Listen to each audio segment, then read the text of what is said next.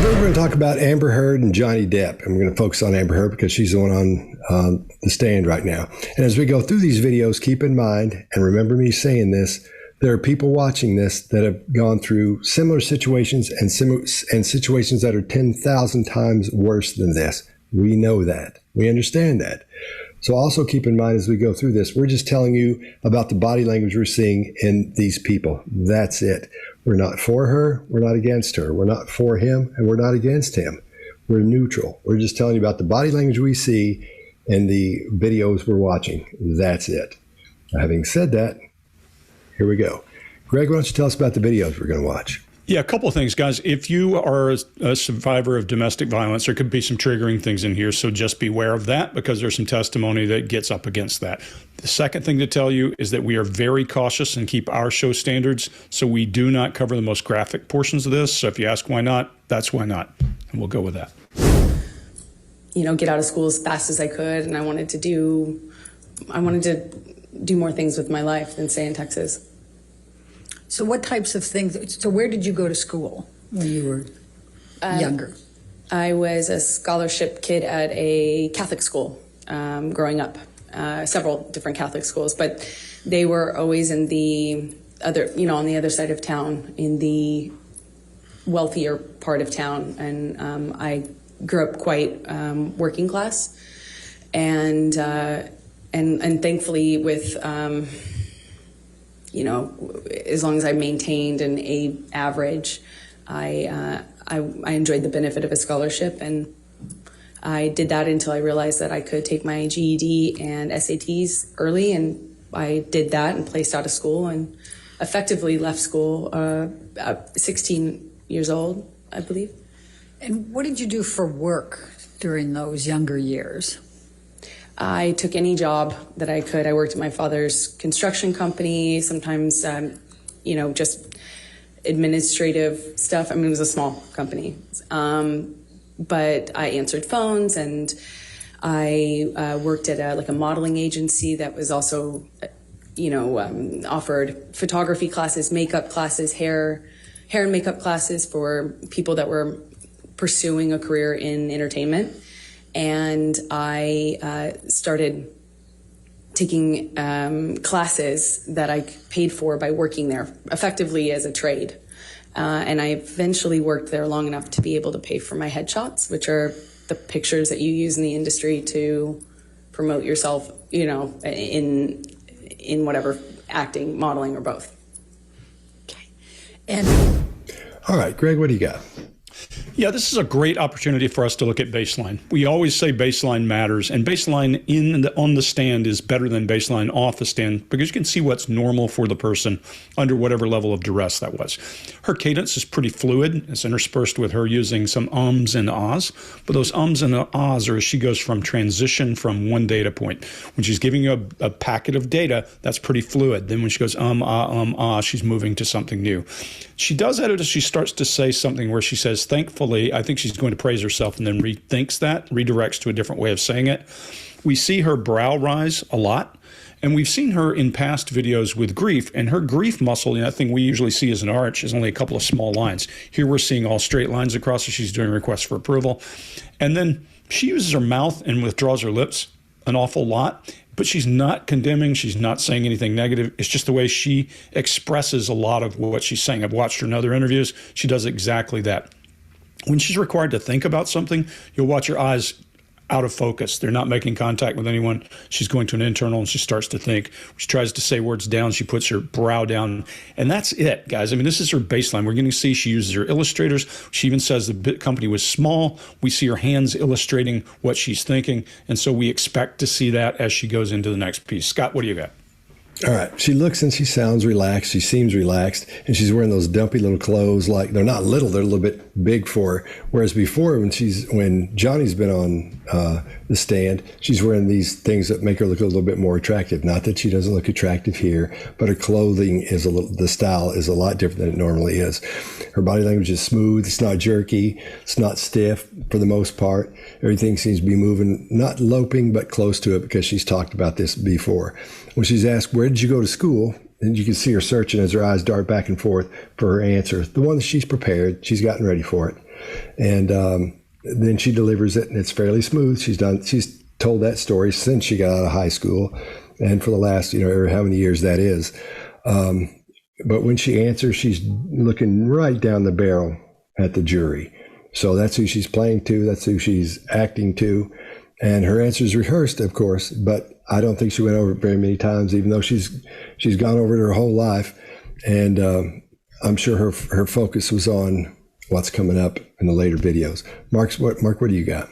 Yeah, so not only a baseline for us, but a framework for the jury to see her by. So the question from the examiner is, so what type of thing, and then she stops herself and then goes, so where did you go to school? It's a where question. Where did you go to school? If you ask me that question, I would say I went to Western Fayetteville Upper School, and it was just up the road, about 15 from my home. That's where I went to school. But what she does with that question is to create not a geographical answer, she creates an evaluative answer. She says, I was a scholarship kid at a Catholic school. So she's first of all putting down not where she Catholic schools, and many of them. But, so that's not an answer to the question. She's setting up for the jury, here's how I want you to see me. As somebody who gets scholarships, as somebody who goes to Catholic schools and goes to many Catholic schools. Why several but? And then a look of disgust, so wrinkling of the nose, and maybe a little bit of anger as well around that. Well, maybe there's some issues with her changing schools. I don't quite know. Could be there. Be interesting to investigate. She then goes on to talk about wealthier part of town, other side of town. So she's on one side of the town, the schools are on another side, a wealthier side. Again, disdain, disgust, some snarls of aggression. Well, it's interesting, but this disdain and disgust and aggression kind of goes throughout a lot of her testimony. And again, I would say it's a bit of a baseline for her. There's a bit of a general baseline of a negativity, an unease with the world around her. That could speak somewhat to a personality type. There's been, I think, one or two people on the stand talking about her personality type, and therefore, or the ideas of a personality or some personality disorders with her. I'm not going to go into any diagnosis of that. I don't have the ability around that. And there's some who say the person on the stand didn't have the abilities around that. But there is a baseline body language there of a general, let's just say, unease or negativity about the world. Kind of interesting to see that. Oh, she has disdain, disgust, a little bit of aggression around administrative, answering phones, modeling agency. I mean, so you kind of go, well, does she dislike all of these things? Or is that just a general temperament that she has? I'm thinking probably a general baseline temperament of pain, negativity, stress, or certainly, we might say she's not super positive in this particular situation, maybe. Or maybe it's a general malaise with the world. Chase, what do you think? Yeah, I agree with you guys. This is a great baseline development. When Greg is saying baseline, what we mean is we're observing behaviors during circumstances where deception is not likely. And that's what we're looking at when we're seeing a baseline, because we're not looking at like, oh, this body language means that. Now, a lot of people think that that's what body language is. But once you get to a good point, we're not looking for individual body language. We're looking for changes from baseline mostly. And this is a solid baseline development, which is bad news for Amber, as you're going to see here in a few minutes. Her baseline is using an eyebrow flash for exposition or data revelation.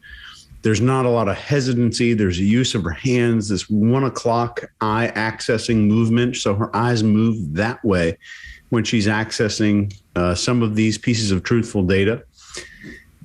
And this is potentially a retreat position of her maybe moving away or running away. If I was seeing this first and I hadn't watched the trial before this, that's what I might think, that the 1 o'clock is going to be the accessing forever. But that's going to change here in a bit. And I want you to watch for that and see if you can see it before we talk about it. See if you can spot that before we talk about it. When does she look away from 1 o'clock? There's even tone and cadence. And this chin boss, if you're a subscriber, you hear us talk about this pretty regularly. That means shame or grief. This muscle right here, it's called the chin boss. I think there's a more scientific name. I can't remember what it is. But she uses this muscle to accentuate a lot of points. So you saw it during all of this truthful exposition here while she's talking, that muscle's moving. So keep an eye out for that. At some points, the chin boss is completely gone and then shows up in a spike. That's where that makes sense for us to comment on. And that's where you're going to probably see a lot of us comment on the difference and change in baseline behavior. Get out of school as fast as I could. And I wanted to do more things with my life than stay in Texas. So what types of things, so where did you go to school when you were younger? I was a scholarship kid at a Catholic school growing up, several different Catholic schools, but they were always in the other, on the other side of town, in the wealthier part of town. And I grew up quite working class, and thankfully with, as long as I maintained an A average, I enjoyed the benefit of a scholarship, and I did that until I realized that I could take my GED and SATs early, and I did that and placed out of school and effectively left school at 16 years old, I believe. And what did you do for work during those younger years? I took any job that I could. I worked at my father's construction company, sometimes, just administrative stuff. I mean, it was a small company. But I answered phones, and I worked at a modeling agency that was also, offered photography classes, makeup classes, hair and makeup classes for people that were pursuing a career in entertainment. And I started taking classes that I paid for by working there, effectively as a trade. And I eventually worked there long enough to be able to pay for my headshots, which are the pictures that you use in the industry to promote yourself, in whatever, acting, modeling, or both. Okay. And do you remember the first time that he physically hit you?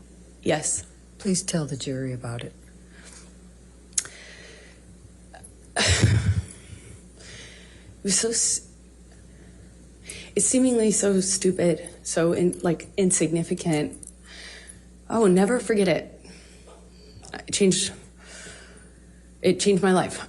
I was sitting on the couch, and we were talking. We were having a normal conversation, there was no fighting, no argument, nothing. And he was drinking, and I didn't realize at the time, but I think he was using cocaine, because it was there was a jar of cocaine out on the table. I realize that sounds weird, but it was an actual vintage jar of it. But I didn't see him use it at the time, so I didn't really factor that in. I just, he's drinking and we're talking, and there's music playing, and he's smoking cigarettes, and we're sitting next to each other on the couch. And I asked him about the tattoo he has on his arm.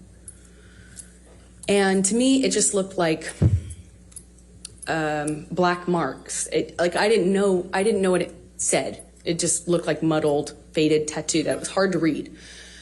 And I said, what does it say? And he said it says wino. It says wino. And I didn't see that. I thought he was joking because it didn't look like it said that at all. And I laughed. It was that simple. I just laughed because I thought he was joking. And slapped me across the face. And I laughed. I laughed because I didn't know what else to do. I thought, this must be a joke. This must be a joke. Because I didn't know what was going on. I just stared at him, kind of laughing still. Chase, what do you got? Well, first off, we've got hesitancy. which is outside of her baseline. There's a lot more hesitancy here. And hesitancy is one of those things we look for aside from deviation from baseline for deception. There's a retreat to internal dialogue. And when I say that, the eyes are moving this direction, which suggests that she's moving to internal dialogue. She's rehearsing something, going over something that's rehearsed. The facial expressions are more overplayed than I've ever seen in my entire life. And keep in mind, I'm not just some dude on YouTube. I've been doing this for well over 30,000 hours of my life analyzing stuff like this. There's bottom teeth showing, which is outside of her baseline, and it suggests a little bit of anger and combativeness maybe. This chin boss movement you'll see here is pretty common, so I'm going to ignore it most of the time unless there's an aberration. And she's aiming at the jury during all these critical points, making eye contact with multiple jurors, making sure to hit every single person there, looking around the jury just during these critical points. During the points that a normal testimony, when it's emotional and life-changing, the person would be focused behind their eyes. They would be living in their head, reliving a situation. They'd be way less likely, and I'm talking about likelihood, way less likely to be doing this kind of spraying eye contact around the jury. I think it's interesting, after a year together, at this point, and what she's talking about in the story, this jar of cocaine didn't magically appear. She had to be okay with it for a year until this point. There's a lot of disgust and contempt at Johnny and his tattoos on her face. That you can see the disgust facial expression where everything kind of moves towards the middle, squeezes everything in the middle. There's some contempt, this one-sided smiling on her face. And there's vanishing and reappearing sadness that is not characteristic of honest recall, in my opinion.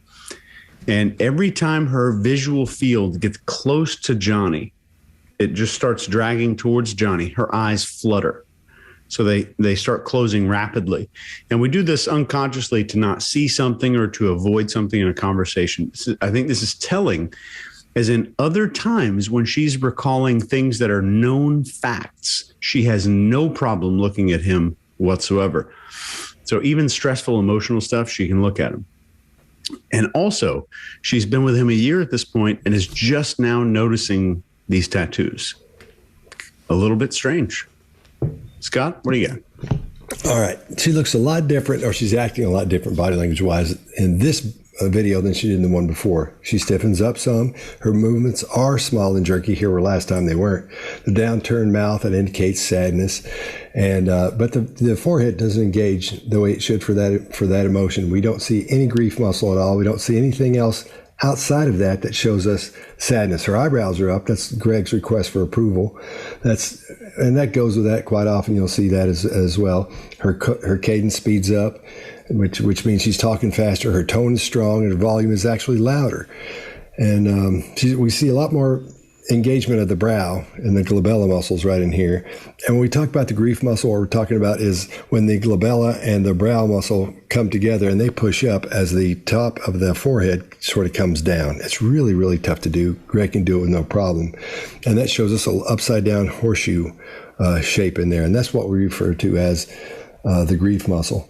So most of her illustrators are made with her right hand, but then toward the end, where she gets a little bit more animated, she brings up her left hand and starts as she starts talking about the more graphic, or more as it becomes more violent, and she becomes more angry and more frustrated. And all of her illustrators are on point. They're timed correctly. There's no lag or rush between words or emphasizing with her eyebrows. All that stuff is spot on, but it's spot on and it feels a little bit odd. Now, most of the time in this, everything is as it should be, but something in my gut just says something's not right here. And I think most of the women watching this will feel the same thing. And you'll feel that way because your brain, like I was saying earlier, is different than the female brain is different than the male brain. It gathers information gets a lot more detailed in the information, and it sorts it differently than the male brain. We know that's a fact. So I think more women will see this and have the women's intuition feeling if something's not right here. If you do feel that way, let us know in the comments if you feel that way. All right, Mark, what do you got? I'm going to focus during this on something I don't normally focus on, with tenses, because I don't remember that I focus on that a great deal. So I'm going to focus on historical present tense, because there's a shift that she makes to historical present tense. She's talking about the past, but she goes into the tense language sense of it's happening now. She says, I ask him about the tattoo. This is what we call in drama an inciting incident, because this is the thing that causes the cascade of other events to happen. And instead of saying, I asked him about the tattoo, she says, I ask him about the tattoo. Now, why in drama is, especially in dangerous acts, in drama or novels, is going to historical present and useful. The storyteller, if you go to present tense, you survive the violence or not. But if you the past tense and you're the storyteller, we know you survive. Of course, we know Amber Heard is there, and we know she's giving stories here about violence and about the past. But if she goes into historical present tense, there is that sense of, what happens next? What happens next? So look, is she going, and she'll do this throughout, by the way. We'll see this come up a number of times. The question becomes, is she doing it to be dramatic in the telling of a true story? Is she telling of a false story? Is it just a slip up? Is she just moving tenses? That happens in culture, that happens with certain personalities as well. Or there's another option here, and you need to keep your your mind open to these options if you've already gone one way or another on Amber Heard. We do know that trauma does cause problems with storytelling. We know that trauma causes problems with pronoun shift, and we know it causes problems with tense shift as well. So there is the option that there is real trauma here, and that is causing the tense shift there. I'll tell you a bit later on what one it seems to move towards more. But just think about those options as we go through, especially if you've already made up your mind. Because if you've already made up your mind, here's a great opportunity to open your mind to other ideas, because other ideas won't ever change your mind. If you've already made up your mind, it's made up. It's just an option here to do a bit of critical thinking, pay attention to other ideas that you're hearing there, and then go back to the idea that you already had, the mind that you'd already made up. So tense shift, we're going to see a lot of that happening. Why is it happening? That's the big question. Greg, what do you got on this one? Yeah, so Scott, I'm going to jump to Greg's intuition here. I'll tell you what you missed on here, what you feel. There's no illustrator for him slapping her, not one. She illustrates how small the company is. She does all that, but there's no illustrator of violence. There's nothing there. She starts off with that request for approval, talking to the jury. And then she does that disdain face, what we're all saying is kind of in her baseline, where she does all that lip withdrawal and all that. And she does just as much of that when she's talking about the tattoo as she does when she's talking about him slapping her. Well, hold on. Either one of those is more eventful than the other or not. And we're going to see a pattern that rejection and other things, we're going to see a lot more animation in her than the actual violence, the fisticuffs or whatever you're going to hear in here. She goes into that storytelling with a lot of words and details, and she uses an elicitation technique. She does a provocative statement. A provocative statement is intended to get you to ask me a question. That's all it is. If I say it was a jar of cocaine, a whole jar, then you say, where did that come from? I'm getting you to pull part of the story out. And we use that when we're collecting intelligence, because if I say something provocative and you ask a question, it starts the conversation. Then there's a really interesting piece, and Chase, you hit, she pauses and stammers when she's giving content, and that's outside of her baseline. But who slapped her across the face? Slapped me across the face. Not he, not Johnny, not anyone. Your vanishing perpetrator. It was just random. Somebody slapped her across the face. There's some uncertainty and throwaway facts or fading facts, as you would call them, Scott. And there's just nothing there. When she says, I laughed, there's a tongue jut, a pronounced tongue jut. And then she starts going down the well for emotion. I don't see any of that as looking like a person who's been slapped around. And we'll see more of that as we go through. But I see less emotion about violence than I do about rejection or a tattoo, or about the same amount. That's unusual when you're hearing something about violence from someone. That's all I got. Do you remember the first time that he physically hit you? Yes. Please tell the jury about it. It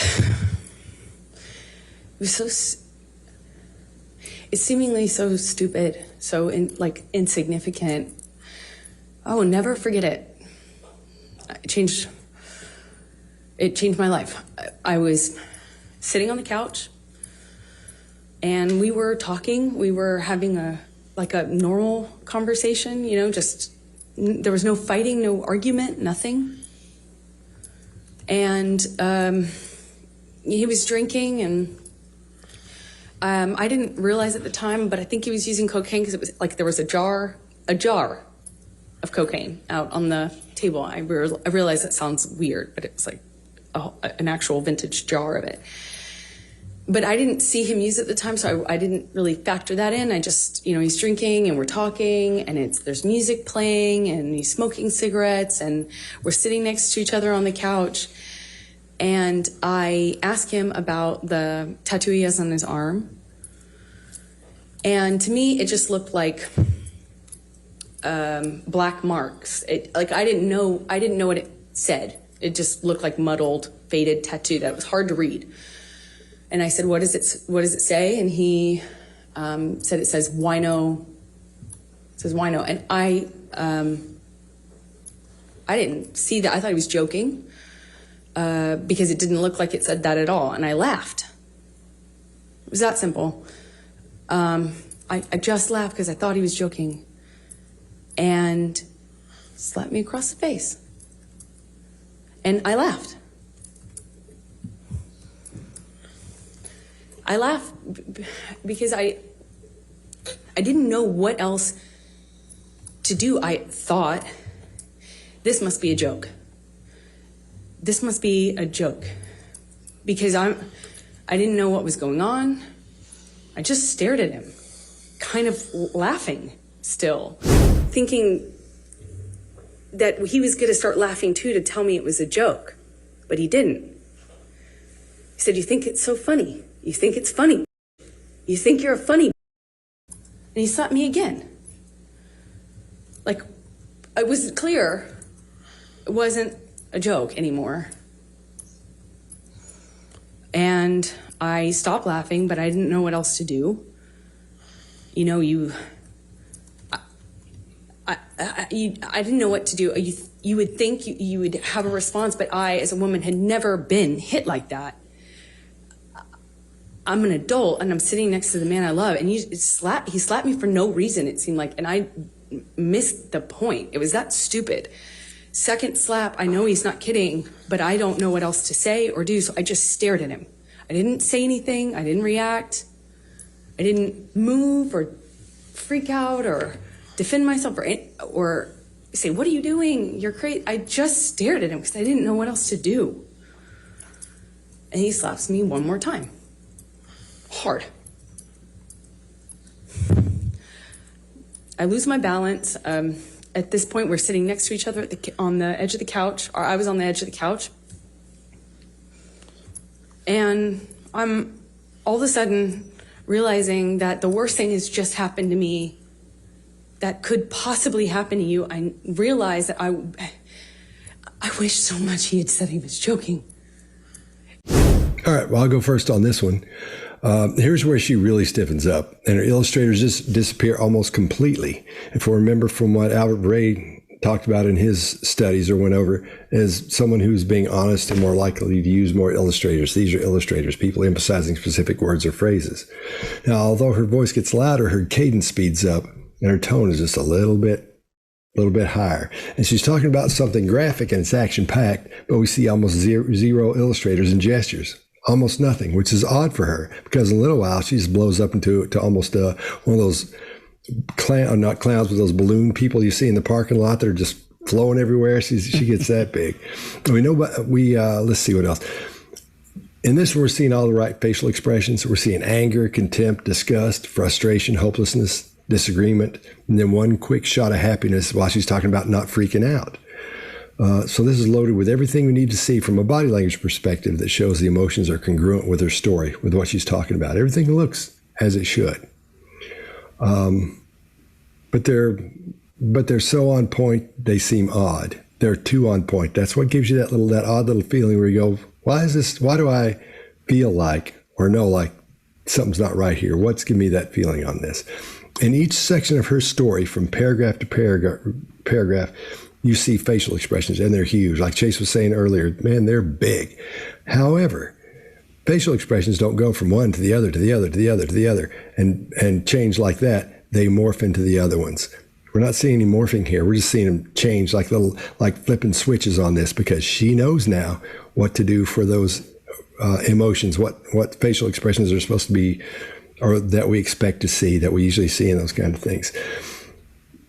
One right after the other, just blocks, just sections, no morphing at all. So if you're getting that weird feeling about that, ladies, women, that's what I'm talking about. It's going to start feeling even worse. It's going to get even worse here in a few minutes. So keep watching for these throughout this video. When you see her expressions not morph, they just click from one to the other. Pay close attention to that. Greg, what do you got? Yeah, remember we talked about a baseline about a year and a half ago. We covered her for a 2016 deposition, and all these lines indicate, just a straight line indicates in her that she's asking for approval. And then she has two lines, just two small lines when she's showing grief. You can go watch our other video and see it very clearly. This is the best resolution they had this one in, so this is what we get. Again, she's illustrating, yes, Scott, but she never illustrates the slap. There's never an impact. There's never that violence thing, which makes me think, why? Of all the things I would illustrate, it would be a draw or a slap or something. She uses that transition language, remember, the ums and ahs, as she's getting into the situation where she doesn't know what to say. She uses ums and ahs. Otherwise, she has slower cadence than she did in the beginning. And she does that same thing you pointed out last time, Scott. It's interesting. She has a request for approval and drawn down sides of the mouth. That's odd. We usually see grief and other emotion that's associated. It looks wrong. Then the only place I do see any real concern and grief and anger is when she said, I didn't move to defend myself. The illustrators are missing for these slaps. The illustrators are missing for everything else. But she's explaining the couch wonderfully with illustrators. She's taking her hands and showing you the real estate of where she's at. And she edits to tell you why she was able to be slapped off the couch. You can see, I got slapped, knocked off the couch. Well, how does that happen if you're sitting in the middle of a couch? She goes out of her way to say, well, we were sitting on the, well, no, I was sitting on the edge. That seems like an edit you needed to make, that if I slapped Chase and he fell off the couch after he shot me, he would say, Greg slapped me and I fell off the couch. He wouldn't say because I was sitting on the edge. That wouldn't be the way the story went. It's just not the way we go. Mark, what do you got? Yeah, well, so her story is, I lose balance. So it's not even, so again, she's back into that present past tense. There's a moment before that, second slap. I know he's not kidding. Again, present past tense. Now, again, the question is it because there's deception going on? And yeah, there's a whole lack of illustrators there that we would expect to go with that. So you put that together, doesn't look good. But there is this idea that trauma, real trauma, will produce those tense shifts. So keep that in mind. Keep that in mind, because you need to find clusters of information, not just one piece of information. If I go, look, based on this, tense change, clearly victim of trauma. Well, maybe. It's possible. Look, lack of illustrators, clearly a liar. Well, maybe. We don't know. We got to put the whole thing together, and we've got a whole bunch more videos to go. So if you made up your mind, suspend for a little bit. You may well find out that you were absolutely right, according to us, by the end, or maybe there'll be something new that'll come out of it for you. What is interesting for me is there is a very big difference in her voice and fading facts, as Scott says. So fading facts is when stuff just kind of just peters out at the end, like that. And that is often a sense of somebody not being confident, let's say, in their answer. Many reasons why somebody might not be confident, but we find it shows up quite a bit with deception. Anyway, she does that on what she wasn't saying. So she says, you know, what I didn't say was, what are you doing? You're crazy. She doesn't even finish that word. Now, at the same time, she's telling us what she didn't say. So maybe the fading facts work in that. Maybe the tone shift works in that. But on its own, well, we need to put it with a whole bunch of different factors there. Another factor to bring in, I, as a woman, have never been hit like that. I, as a woman, so she's very clear about that, have never been hit like that. Well, does that mean as a man, that's okay? Like, men hit other men like that, but as a woman, that's not expected. So there's some real clear clarity around an expectation of what should happen around men and women. I would say the same. Some good kind of chin boss action there, some good lip compression, some good sadness in some of the right places. But my worry is still around this tense shift, because even now I'm starting to go, well, when's she going to do it? When is she not going to do it? What is the pattern of tense shift here? And it's going to start for me to get even more chaotic and even more difficult to really work out when I think it's going to show up and when it's not going to show up. So wait for that. Chase, what do you think? Totally agree. And this tense shifting is actually going to get predictable in a few minutes. It's going to come up during very specific times in a minute, because she's getting more used to it. And I think this present tense, when there's a shift to present tense, it's shifting to the screenplay. I do this. I do this. I experience this. There's a screenplay going on there. And this downward turned mouth with the raised eyebrows is the traditional clown face, and wanting to share that grief or share that experience, and getting somebody else to share some kind of emotion. And she's layering in truth and deception here.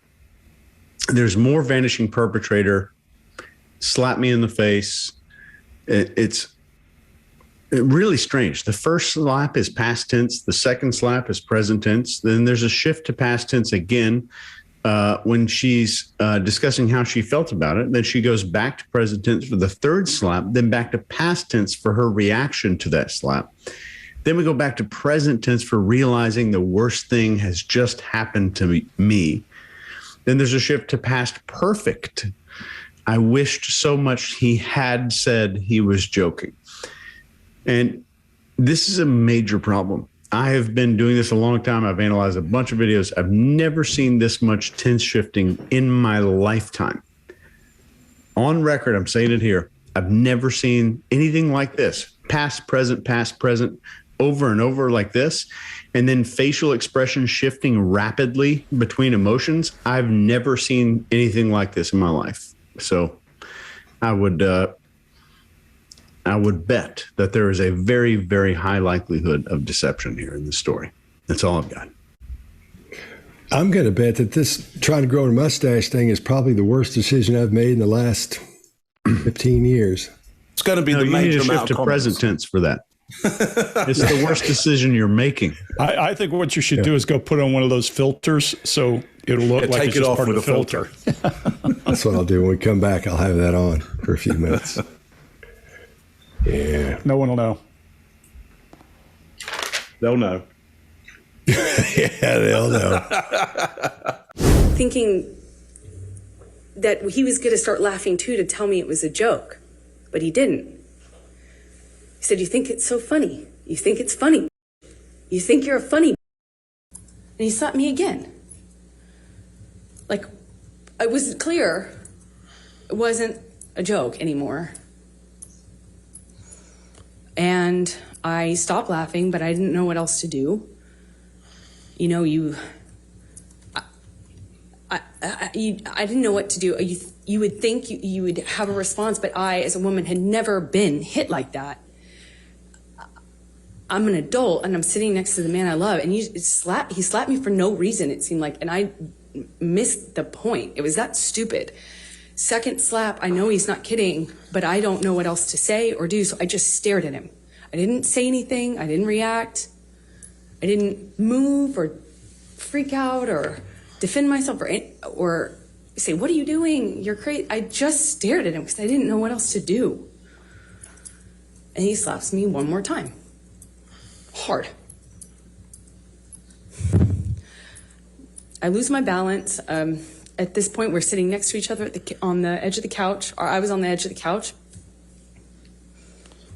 And I'm all of a sudden realizing that the worst thing has just happened to me that could possibly happen to you. I realized that I wish so much he had said he was joking. Could you tell the jury what the box is that has the property with the skull bones, property of JD? That's Johnny's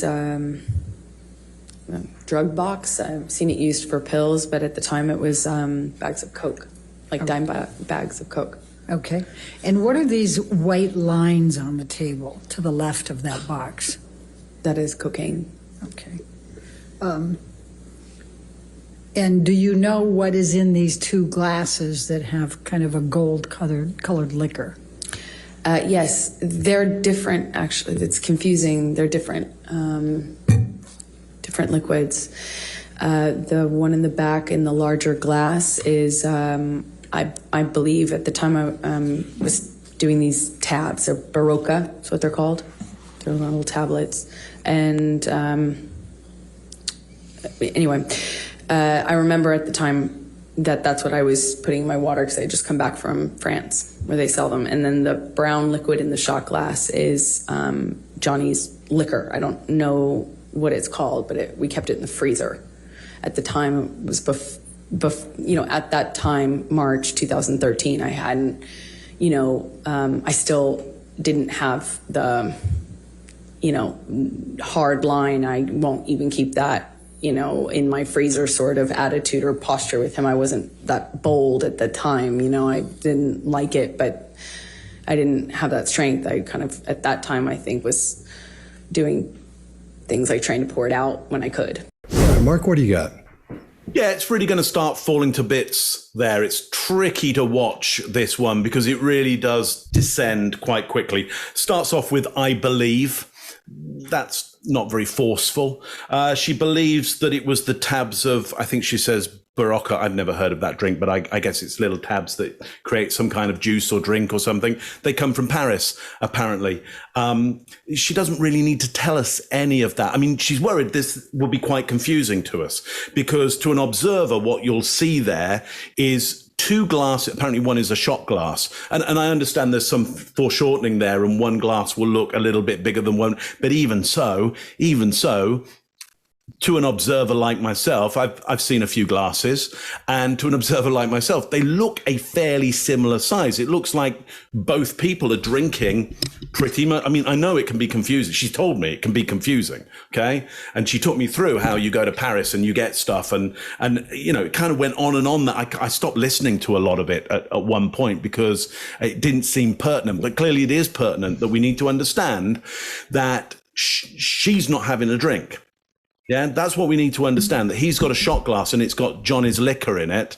If I'd been with somebody for a while, I probably know what the liquor is. I'd probably know, though it's kept in the freezer or the fridge or whatever it is, I'd probably have a good idea what it is, because I'd be a drinker as well, like her. She has a drink now and again. Actually, from what I've heard, she has a few now and again. That's okay. I got no judgment about that. But it would be easier to say, so Johnny and I were both having a drink, okay? But that's not what comes across here. Johnny's got a shot glass and it's got Johnny's liquor in, and she's got something from Paris, something completely different. She says, look, that's his drugs tin, and it's got coke in it, dime bags of coke, and what are those lines? Well, they're cocaine, and there's 4 of them. Well, either Johnny sets it up for his 4 nostrils, or Johnny sets it up to do a couple of lines and then very quickly a couple of others, and those are all possible. Or Amber's taking coke as well, and that would be okay, because when you're partners, you tend to kind of do some of the same stuff. You have a drink together. If you do coke, you're probably going to do some drugs together. Hopefully, as it descends into more drugs, you might calm it down a little bit, or invite some people round to be a little more social, to take the edge, for there to be some more social responsibility when people start getting a little bit off their tree. Because if there's no social responsibility going on, and you're, off your tree a little bit, then it can all go a bit wild. But anyway, at this point, I don't buy this story at all. I don't buy it at all. It's not a good description of what's going on. It doesn't make a lot of sense. There's too much overemphasis on trying to tell me the details, so I don't buy it. Look, for anybody who's into just lobbing in a really great conspiracy theory here as well, just because you may as well have some fun.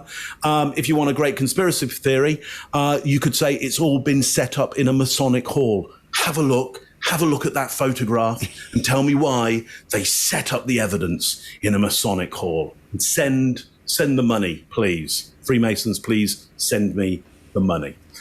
Greg, what do you got on this one? Yeah, so Mark, I think the reason we know something is going on is because she dramatically shifts baseline. First of all, that she starts to separate herself from Johnny the monster. Now, this is, like you said, early on in their relationship, but she's separating herself from him. At the end of her description of what this is, she does some eye blocking and some requests for approval and a lip compression. She has a condemning face at cocaine. Maybe she's afraid of the perception of something that will happen, because there's something hidden in there, because her transition is much too rapid, more than normal, to your guys' point earlier. Then she starts rambling to make herself appear to be somebody else. That's out of baseline. She starts to give you too much detail. Well, I bought these in France, and this is a thing that people do in France. And well, I don't care about what they do in France. What's in those things? One is a bottle of some kind of drink, non-alcoholic, and the other is alcohol. Then, as she shifts gears to start to make herself a better person and to do some social signaling or some kind of, as she starts to virtue signal and say, look, I'm not the one, she starts this thing of, I don't know how many times it happens, Chase, you may have counted, I think it's 5 or 6 in a sentence or 2. And she's never done that before. So there's some way she's trying to distance, and it makes her uncomfortable, and it's filler for her. So immediately I would jump on that and say, hold on. What do you mean? And I would start taking that story apart. That stumbling over words and using filler words is there for a reason. Scott, what do you got? Chase, what do you got? So here's a quick tip. If someone's telling you a story, process it through this lens. What is being concealed in that story? And in this instance, every flaw, every bad behavior, every possible hint at ever having made a mistake in her lifetime is absent. She's giving us a story of a flawless Disney princess who lived with Satan. And Baraka, just as a quick tip here, is like airborne in the U.S. It's like an immunity support effervescent. I have some in my kitchen, actually, that dissolve in water like an Alka-Seltzer. I'm pretty fancy. If you didn't know, I have Baraka here. But there's a large there's a large spike in uncertain language toward the end of her statement. This is the beginning of our discovery of her stress and deception baseline. So this is the big spike in what we're really looking for as interrogators and behavior profilers. Scott? All right. The attorney says, tell the jury what's in the box. And she tells the attorney what's in the box. And she goes into detail about it. Not once does she look at the jury during that. However, when she gets to the part where she starts talking about her vitamin energy water, which is, you're right, I had to Google it. I didn't know what Baraka was, whatever it was. It's a multivitamin, as you know, and it gives her energy, and it's a health food. That's the way they see that. Also, she's coming on like she doesn't think alcohol is good. She sounded like, oh, that's alcohol. And she doesn't, and like Mark was saying, she doesn't know what's in it. Really? If she's going to say, well, hey man, what is that? At least if she's dating the guy or married to him at this point, you're going to know what's in there. And she acts like it's bad. She didn't want to tell him that she didn't want to keep it in her freezer. Come on, man. And then she's sitting there next to damn Scarface with all that blow lined out on the table. And she's coming on like, I don't know what, I'm drinking healthy water. I don't know what he's drinking. And that's all I got, because I just can't go any further than that. Could you tell the jury what the box is that has the property with the skull bones, property of JD? That's Johnny's drug box. I've seen it used for pills, but at the time it was bags of Coke, like dime bags of Coke. Okay. And what are these white lines on the table to the left of that box? That is cocaine. Okay. And do you know what is in these two glasses that have kind of a gold-colored liquor? Yes, they're different, actually. It's confusing. They're different liquids. The one in the back in the larger glass is, I believe at the time I was doing these tabs, they're Barocca, that's what they're called. They're little tablets. And anyway, I remember at the time that's what I was putting in my water, because I had just come back from France where they sell them. And then the brown liquid in the shot glass is Johnny's liquor. I don't know what it's called, but we kept it in the freezer. At the time, it was at that time, March 2013, I hadn't, I still didn't have the, hard line. I won't even keep that, in my freezer sort of attitude or posture with him. I wasn't that bold at the time, I didn't like it, but I didn't have that strength. I kind of, at that time, I think was doing things like trying to pour it out when I could. And Johnny, I don't remember the words he used, but starts accusing me of kind of like telling on him and calling him, a drunk in front of his kids. I hadn't done that. I was actually trying to protect Johnny. It didn't feel like my place at all to share that with his daughter or anyone at the time, other than adults who might help with it, but not his kids. So I was trying to tell him I was just trying to comfort her. I was trying to protect you. He basically was accusing me of doing this thing and of making them aware of his that he was drinking again. And he slams me up against the side wall of the bedroom of the we were in the bedroom this whole time, but up against the wall of the cabin, and slams me up by my neck and holds me there for a second and tells me that he could fucking kill me. And that was an embarrassment. I was embarrassing. It was an embarrassment. This whole thing was a joke. It was all embarrassment. I made him feel sick. And I'll never forget. I'm very, very, very much in love with this whole family now. And he's saying I'm embarrassing to him. And that somehow stuck in me more than the I could fucking kill you. It just sounded like hyperbole. It sounded like something he was just saying, but the names that he was calling me, well, kind of just pushing me up against the wall by my neck, it hurt my feelings. It hurt. All right, Greg, what do you got? Yeah, so this is another one of those trigger situations. Something is going on in her head that equates him saying that you disappoint me, that I don't like you, with violence. I mean, at this point, she says he grabbed me by the neck, and she actually holds her hand up in the right way. First illustration of violence we've seen. Then later she goes, he pushed my neck, or my throat. Don't know which of those is the accurate piece. Did he push her? Did he hold her up? Don't know. But based on what she's saying, he slammed her up against the wall, but he said bad things to her when he did it. And the bad things that he said to her are ego damaging. And that seems to be a volatility thing because she's showing a lot more emphatic emotion about that issue of being told that he was disappointed in her than she is about any physical violence. So I want to watch really closely now and say, what's causing this? Is this a trigger event for her in some way that triggers something in her head?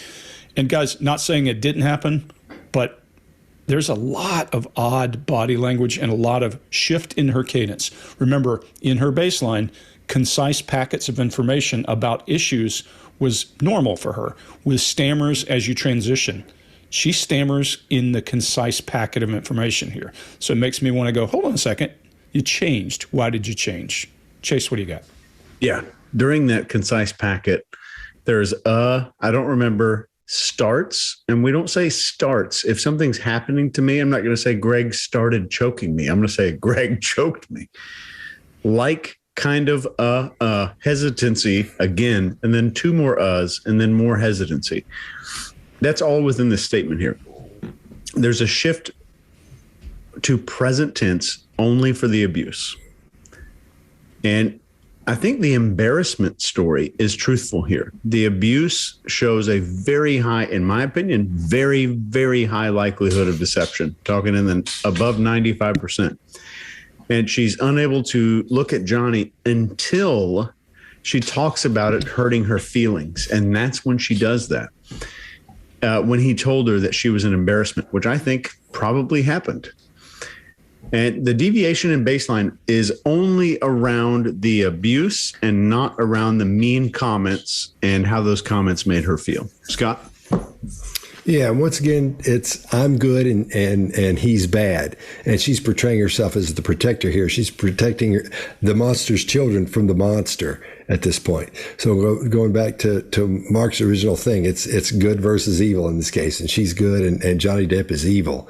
And it sounds like a high school student who's been in trouble and been sent to the office. That's exactly, she talks about protecting people. And then she wouldn't have said that around little children, but she would have said it around adults who could help. So this is getting out. This is, I think it's out of her, about to get out of hand for her here in a couple of minutes. And she's performing this whole thing for the jury. And she wants to make sure she's doing well. So she looks over at the attorney as she's giving these things. That's when because the attorney knows the story she's supposed to be telling. She's familiar with it. Her gestures and illustrators are in line with what we've seen so far. And she relies on her right hand for most of the action in this, almost completely.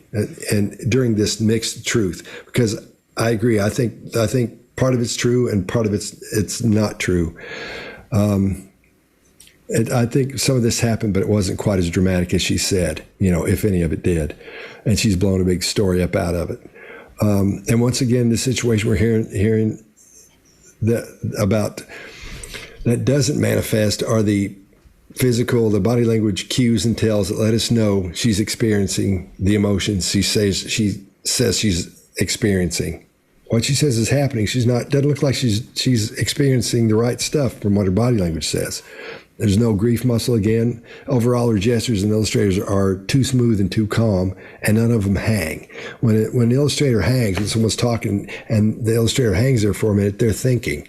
They're up in their head. I saw Bigfoot and he came out of the woods and then this. So you'll see that happen. But in this case, they do hang in a minute. But you should see a little bit of pause in there, a little bit of hanging in there, and you don't see any of it at all, except for in a couple minutes, and I'll explain that when we get there. Having said all that, she calms down a little bit. Her voice gets a little bit calmer, things get a little bit more smooth, and then I think what we're seeing her explain, along with his body language, I think part of it happened, part of it didn't, and I think she's making what did happen a lot more dramatic than it was. Mark, what do you got? Yeah, so I think if you wanted to bias towards her being a victim of violence here, you would say, hey, she really starts to produce illustrators here. And I hear what you're saying, Scott, around they may not be quite right, but I'm going to bias towards, in this particular case, okay, victim here, illustrators, she's passionate about it, slams me up, tells me, goes to the present tense there, which there are good examples of people who, under these abusive situations, go to present tense there. However, contrary to that, you could go, well, she's being illustrative because she knows this is where the passion has to come out and this is where the violence happens. So I really got to sell this here. So that's why the illustrators come out, and that's why they might look a little bit odd because they're more produced. And you could go, well, she goes to present tense because she knows the dramatic nature of that. And as an audience, when we're hearing that, we'll go, what happens? Will she get out of it? You know, it's more exciting for us.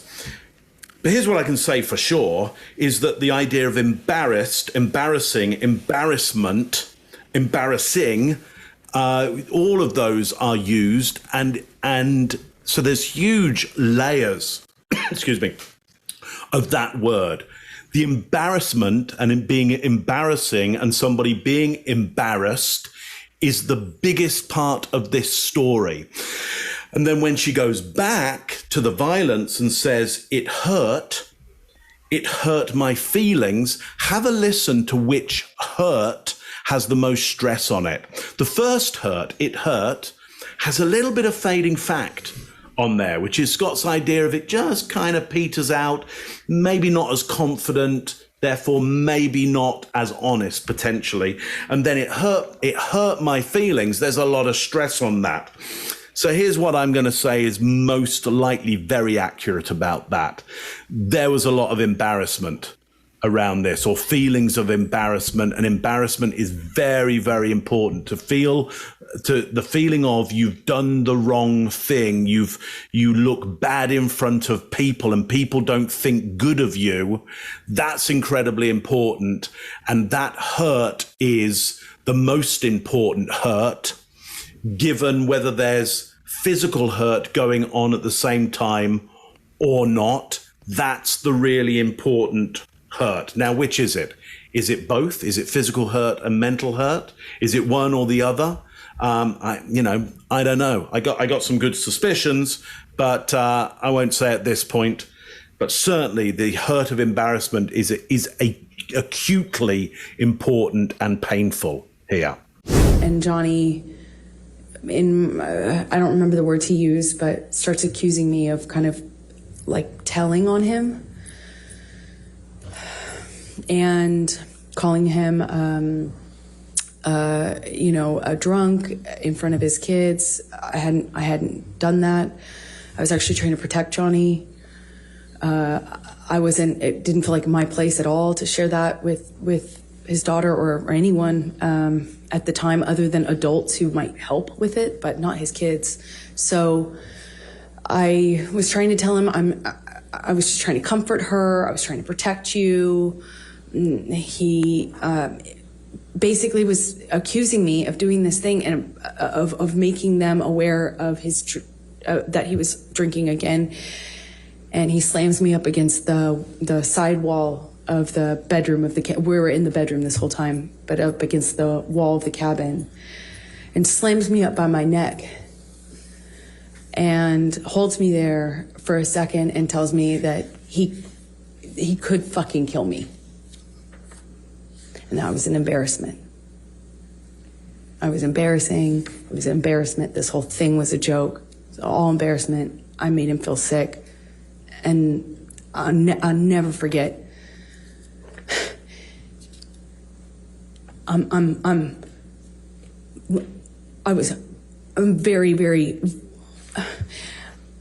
very much in love with this whole family now. And he's saying I'm embarrassing to him. And that somehow stuck in me more than I could fucking kill you. It just sounded like hyperbole. It sounded like something he was just saying, but the names that he was calling me, well, kind of just pushing me up against the wall by my neck, it hurt my feelings. It hurt. And at some point, he drinks in front of me. At first, I think it was like a Malbec or a wine or something. And I remember we hadn't like it kind of started an argument. And that was upstairs in that room that we just looked at a picture of, you know, by the sunflowers. That's more or less where we were standing, just closer to the kitchen. And we get in an argument, and I shove past him, just stomp off. And he grabs me, and we have an argument about me walking away, and am I walking out of this? And in my head, I was like, I actually wasn't thinking of leaving yet, but that would later be going through my mind. We had a brief interaction, and I don't remember the exact sequence of things.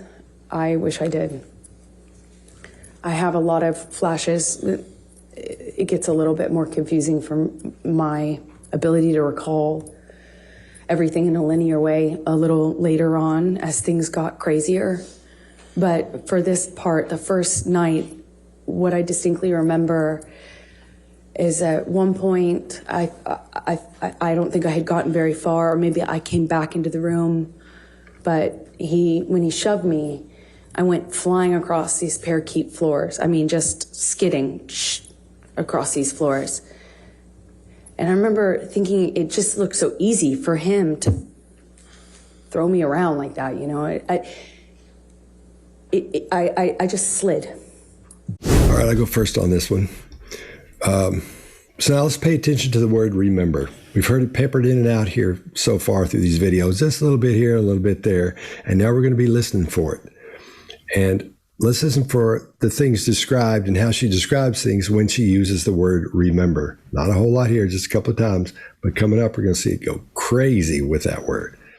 When we hear that word, she's looking right at the jury most of the time. I remember. Pay attention to that too. So we're beginning to see her body language change here as she becomes more animated. There are words and phrases that she uses and gestures she uses energy-wise to get things up and get things happening. She's starting to get this thing. She's got to get it rolling because there's a lot coming up here in a couple minutes. It's supposed to get very graphic here. However, things are as they should be at this point. Everything looks pretty much the way it should be. Everything is congruent. Her illustrators are on point. Everything energy-wise is where it should be, and everything is working together. Everything, she's got this one going very well. Everything looks good. So let's talk about PTSD just for a second. I'm not an expert on it at all, but I know about it. I've read about it. I think I have a basic understanding of it. And I think she's trying to make it sound like she has PTSD because what she's done is she's been told to, or she's read about it and said, here's what PTSD is, and we're going to mix this in here to make it sound like this guy's giving you that from the way he's acting towards you. Like I said at the beginning, people have this from situations like this. We know that. I'm just telling you what we're seeing or what I'm seeing in this video here. That's where I'm going with this. When she talks about having flashes and scenes about what happened and loss of memory, those go right down the line for PTSD. Also, when she says she can't remember things in a linear way. I'm not the smartest guy in the world. Look at this haircut and this bad mustache and these glasses. But I'm smart enough to know when somebody has heard something and they're parroting it. One of my favorite things in the world to pay attention to is sentence structure and how someone structures a thought or an idea as they start going through trying to relay that idea to you. As she's doing this, she knows she has to throw in that word linear somewhere. And you don't say in a linear way, you say in a linear fashion. That's the way it's properly used. I don't think I'm not saying she's an idiot or anything like that. But I can tell you when somebody reads a lot, and again, I can tell you when somebody's parroting something they've heard.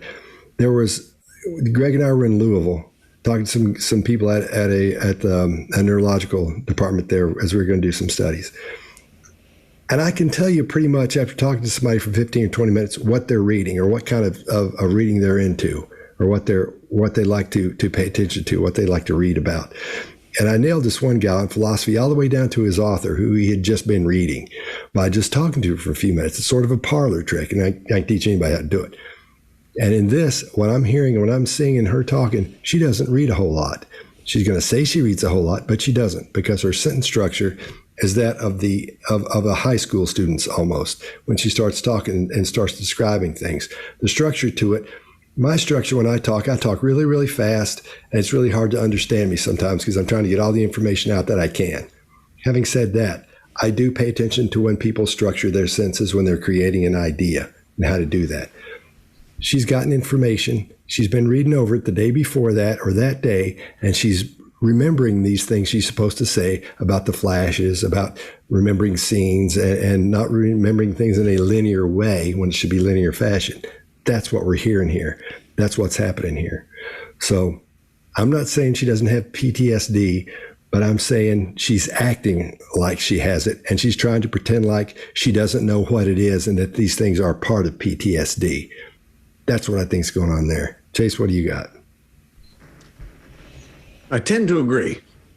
If somebody reads this book, this is the book that you diagnose mental disorders with. It's got every possible disorder you can think of. And then they fake having a disorder. That's a whole different thing, and it's a huge accusation. This is just my opinion. That's called malingering. I did 2 years of study on this, and this was my textbook, The Clinical Assessment of Malingering and Deception. And it's made for court trials and depositions, surprisingly. In this, we see a lot of these indicators, exactly what Scott was just talking about. And I don't think you've been through that class, but you know exactly there's the standardized behavior for that kind of thing. And we're seeing it here in this video. So the first thing I had in my notes here was start paying attention to every time she says, remember here. And let's talk about a few red flags that are present here. There's drinks in front of me, present tense. I remember there's an argument in past tense. We get in an argument. He grabs me, present tense. We had a brief interaction. There's hiding time and past tense shifting there. What I distinctly remember, we're hearing that word again, and it came up right when the physical thing started happening. And what I remember, again, slid across the floor. Then there's hesitancy. Then there's distancing language. Then there's an eye flutter, but only at the points of abuse. The eye fluttering, where there's a rapid closure of the eye when we want to get rid of a thought, we see that there. But we also see it during periods of deception. So the accuracy of her memory is a little bit flawed, but becomes somehow superhuman, 100% accurate when recalling only times of abuse. And this is clinically written here in the forensic interrogation methods and the forensic psychology methods of detecting this kind of stuff. Maybe I'm no expert, but there's a sharp movement into internal dialogue at the exact moment that she's recalling the physical altercation, a physical event. Her eyes move down here. I was not a huge believer until Greg actually convinced me of this, that you ask somebody to recall something or to rehearse a line in their head, and they'll move down that direction. She narrates her sliding across the floor in third person with her hand, and has done every single other demonstration. I've watched every interview that she's done. I did this for 10 hours yesterday in first person up to this point, with the exception of the comments regarding the abuse. So everything is in first person as she's experiencing it until the abuse starts being brought forward. And then she's narrating in third person, like she's showing you something from a movie or a screenplay. That was a lot. I apologize. Mark, what do you got? Yeah. So let me get this right, Chase. If I was kind of acting the part of somebody with PTSD, I could take a look at some of those manuals and books and kind of look at some of the behaviors that happen and kind of perform those behaviors. And I might stand a chance of looking to the layperson, something like a jury or something like that, because they're meant to be, there should be no experts in there. They should be just kind of ordinary people. Just looking at it, I might be able to come across as having experienced trauma. And if I was doing that kind of research as an actor, I might have come across, just by Googling around, a study that says that people who've experienced trauma and have PTSD do a lot of tense shift when they talk about the violence being perpetrated. And so I might start doing that. I might start doing that. But if I did start doing that, and I'm an actor, I might kind of slip up now and again and get it wrong because I'm having to make it up as I go along, because I haven't been written a script, because you hope as an actor that you get really good writers and they do all the research and they write you really good scripts, and then it's all kind of accurate. And then people, give you an award, they give you an Oscar because they go, that was really good. You were just like somebody with PTSD, and you take the award, and what you don't say is, yeah, they wrote it really well. It was just me. Imagining the situation, saying the words that somebody else wrote, just looked like I was that. I wasn't. Anyway, because that might be happening here. That could, I'm not saying it is, but it could be happening there, because she says, I shoved past him, just stamp off. She goes into that present tense. So she's okay about putting her own aggression in present tense as well. And so that's probably a good thing. If she puts all aggression in the same tense, that's probably okay. I'm with you on that. I don't recall, I wish I did. And then she says, what I distinctly remember. Well, sorry, you can't have both. You can't have, but maybe you can. Maybe you can. If you've looked at PTSD, maybe you can have both things. You can go, and especially if you're kind of getting that idea across to an audience of some sort, they might forgive you just a little bit more. Okay, if you put yourself across, it's just flashes. It's just, imagine it's just flashes that happen. So I wish I could recall that thing. I can recall this thing really, really well, by the way. Well, after she says what I distinctly remember, we get a lip lick to the side of the mouth, which is totally off baseline. We haven't seen that from her before. It feels to me like that's stress. I don't think I had got very far. Maybe I had got back to the room. Hang on. I shoved past him, just stomp off. And now what she distinctly remembers is, I don't think I'd got very far. Maybe I'd got back in the room. Okay, so how did that happen? Because when I shove past somebody and stomp off, like, I'm gone. Like, I'm not coming back again. I'm gone, but she's back in there, and we don't know how. But when he shoved me, okay, hang on, now we've gone to past tense. This isn't making any sense, because that should be in present tense. So now I'm totally confused. But I guess, if you've had trauma and PTSD, then all bets are off. I guess it's a bit of a scramble. I went flying across the parquet floor. I think she says parakeet floor, but it's parquet. It's a parquet floor. So there's shoves and there's throws. I don't know what it is, whether it's a shove or a throw. It probably can't be both. So maybe you want to pick one of them. It looked so easy. Well, I think you said this, Chase, but that's the wrong angle now. It can't have looked so easy. It would be if somebody shoves me across a parquet floor and I slide across it, yeah, I would say it was so easy for that person to shove me. I wouldn't be the external camera angle, doing a nice slow pan around that. This one's a dog's dinner. It's a complete mess. It's all fallen to bits around this. And I think if there is an act going on here, and I think we've got some good ideas that there could be, it's not being sustained very well, unfortunately. Greg, what do you think? Yeah, so everything we're saying is our opinion. In my opinion, she's done some homework here. That sounds like a checklist. Hey, let's see. Got that? Yep, got it. Oop, nope, yep, got that too. I've been around a lot of people with PTSD, and it can happen to a person from something very minor. It can. And other people, it may take something horrendous to give them PTSD. If you're a rage-filled person and you do something rageful, you can't keep things together in order either. So I'll just leave it at that. That's my opinion there. But let's hit a couple of things.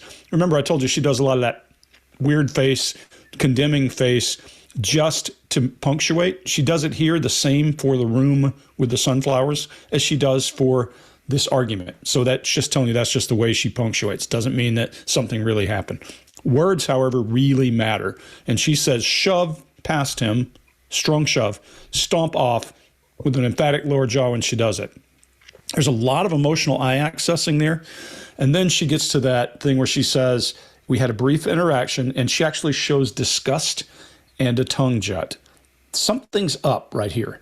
I'm going to also give you 2 things to watch from here on.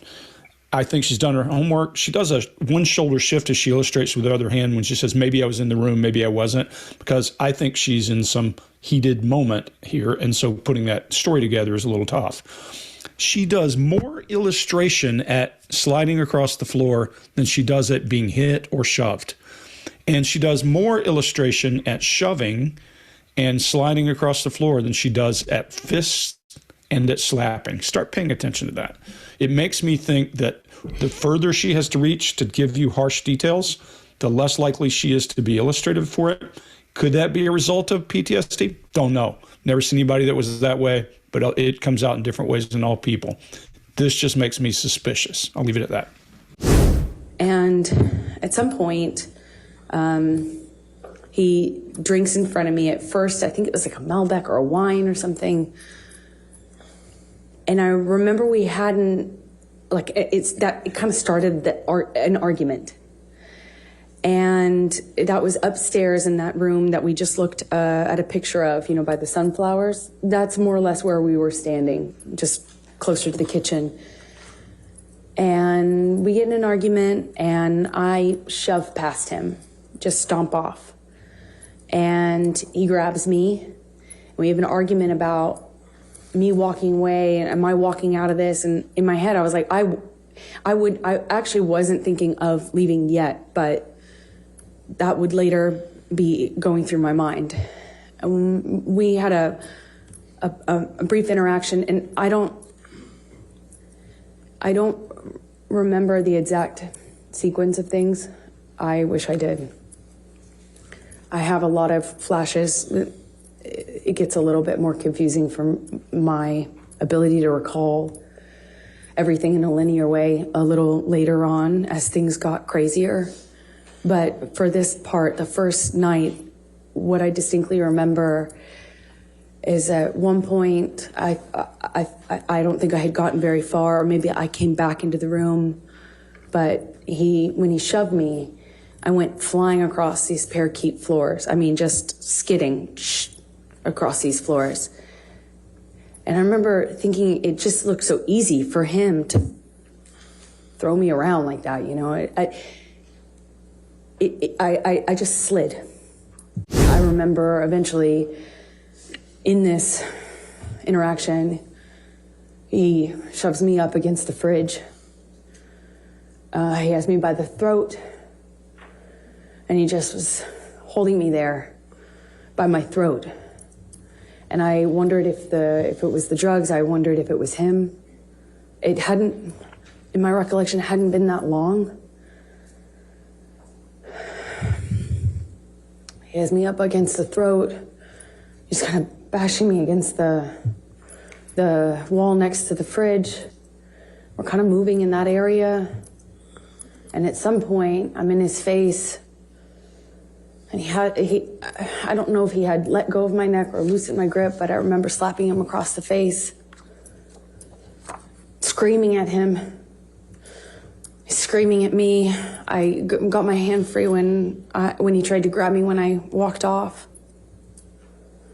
I stormed off. I slammed the door upstairs. I don't know if it was in that instance or if it was in a later one that I eventually barricaded the door. You know, it wouldn't stop him from coming in. He could come in the other doors. You know, there's a back door, there's a patio, but at least I'd hear it. And this is March 2015. By this time, I'm being medicated by his doctor. He's giving me anti-anxiety meds, giving me, you know, had already tried to give me antidepressants. They didn't work for obvious reasons, I hope. I wasn't sleeping. I had insomnia. I'd wake up with panic attacks. I needed to sleep, but my ability to do so was really, really compromised at this point. And I kept thinking that I just wanted to hear him or know if he came in so I could be aware, so I could be ready for what was going to come in with him. And at some point I go back down stairs, I don't really know at what point I gave up and stayed behind my barricaded door, but I managed to go to sleep. I took some sleeping pills. What do you got? Yeah, tenses are all over the shop now, as far as I'm concerned. Shoves, has, holding, wondered, has, bashing, just all over the place. But at some moment, I'm up in his face. Well, okay, at some moment, there's all this stuff going on. Then at some moment, well, I want to know, like, how are you up in his face? How did that happen? I remember slapping him. Okay, so we do have some remembrance of that. Stormed off, slammed the door. Well, that's aggressive, not protective, I would say. If I were worried about myself, I wouldn't be storming off and slamming doors.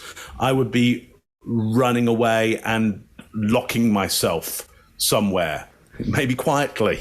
I would be more silent, more... No, that's just me. It's not her. So I'm worried about that. I don't know if I eventually barricaded. Okay, so eventually you might have. So what happened before? If you eventually did, like, what happened before all of that eventuality?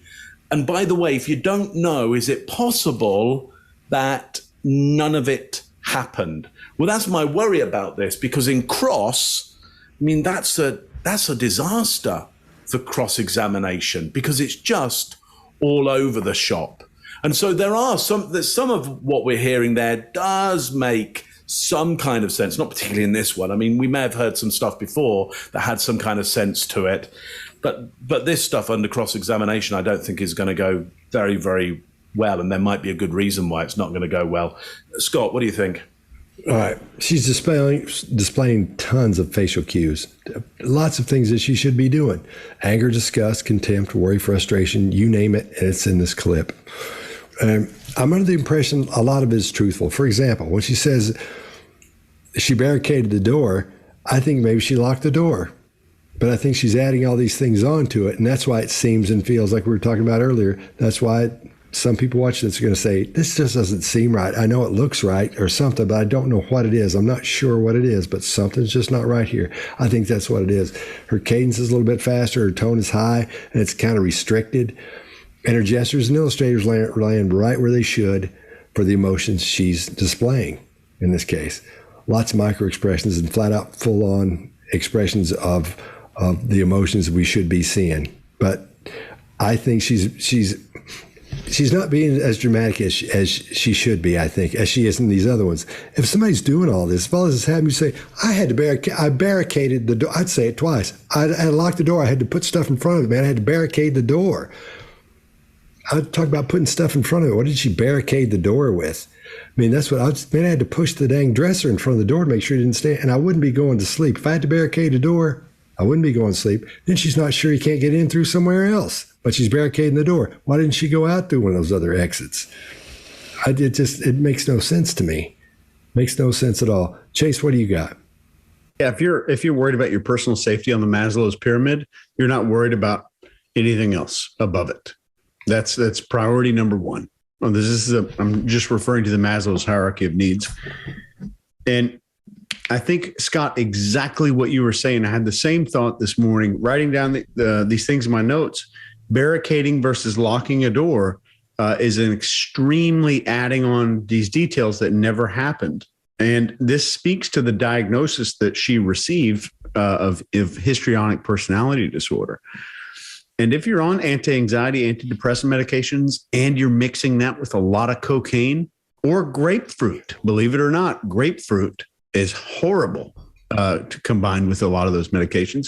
Yeah, you're going to have panic attacks. You're going to wake up at night, and you're going to need to take a couple of sleeping pills and maybe a bottle of Malbec, as she calls it. And so let's go through this really fast. I remember she's shifting to present tense, talking about shoving me. There's present tense in the throat, present tense holding me there. All her internal thoughts are crystal clear in her memory. Every single thought that she's ever processed, it's almost, I'm exaggerating a small bit here, but it's like she could recall the thread count of the living room rug, but doesn't know whether or not there was a fight. And she's saying, in my recollection, it hadn't been that long. Back to present tense. There's throat up against the fridge. I remember slapping him across the face. Now there's that term again. I remember, which she used in her testimony 187 times. And then she's back to past tense recall. I didn't count that myself. But Sadie actually counted that, the prime minister of behavior. Sadie, we love you. Shows a lot of disgust for this doctor. She's saying, I'm being medicated as if it's against her will. And she kind of glances over at the jury to kind of just say, yeah, I'm getting medicated by this person. And she wants you to see this helpless person. Of course, she willingly took these medications. The entire final 30 seconds of this video is horrible, in my opinion. There's shifting artificial emotional expressions on the face every few seconds that I have never seen. This rapid thing Scott was just talking about a few minutes ago, this rapid shift of facial expressions. And then there's unusual recall with this deliberate adding of very specific details just exactly to feed a narrative. And there's force feeding of that same narrative of the helpless and perfect victim. I'm willing to bet, in my opinion, she got some legal advice that, honey, you need to go all the way on this. You need to go 300% what you think you could. And if you're worried about perjury, all of this is going to be extremely hard to prove. No one's going to be able to prove it in the opposite direction. And I think maybe she was given some bad advice, because this is going to be horrible, I think, if Depp has competent counsel during the cross-examination. That's all I got. Greg? Yeah, the cross-examination on this is going to be brutal, in my opinion. Number one, because they've had all of this that she's putting out, just like you said, Chase. The more details you put out, the more there is to your story and the easier it is to attack. Number two, they get a week of watching game tape before they come back in. This is going to be brutal, in my opinion. But here, word stress matters. I agree with everything you guys have said, and I'm going to add a few little nuances. Word stress matters. When a person stresses a word, in my old world, we would call that a source lead. When somebody said something, I go, they said something for a reason. She says, he shoves me. He shoves me.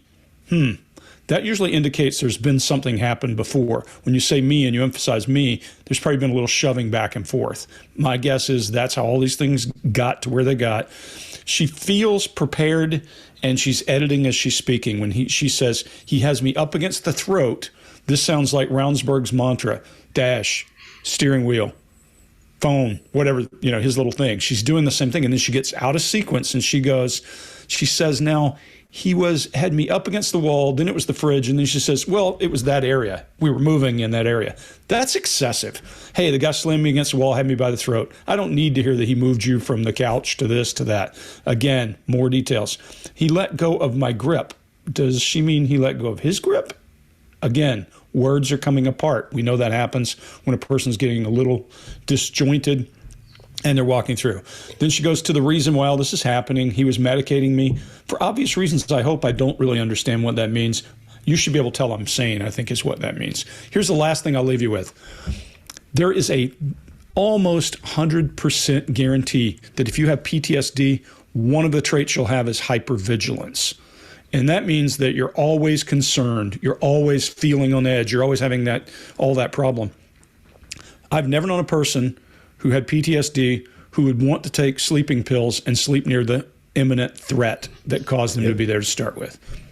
I don't see it. So we're on the same page there. That's it. You nailed it. Yeah. I remember eventually in this interaction, he shoves me up against the fridge. He has me by the throat, and he just was holding me there by my throat. And I wondered if it was the drugs. I wondered if it was him. It hadn't, in my recollection, hadn't been that long. He has me up against the throat. He's kind of bashing me against the wall next to the fridge. We're kind of moving in that area. And at some point, I'm in his face. And I don't know if he had let go of my neck or loosened my grip, but I remember slapping him across the face, screaming at him, screaming at me. I got my hand free when he tried to grab me when I walked off. I stormed off. I slammed the door upstairs. I don't know if it was in that instance or if it was in a later one that I eventually barricaded the door. You know, it wouldn't stop him from coming in. He could come in the other doors. You know, there's a back door, there's patio, but at least I'd hear it.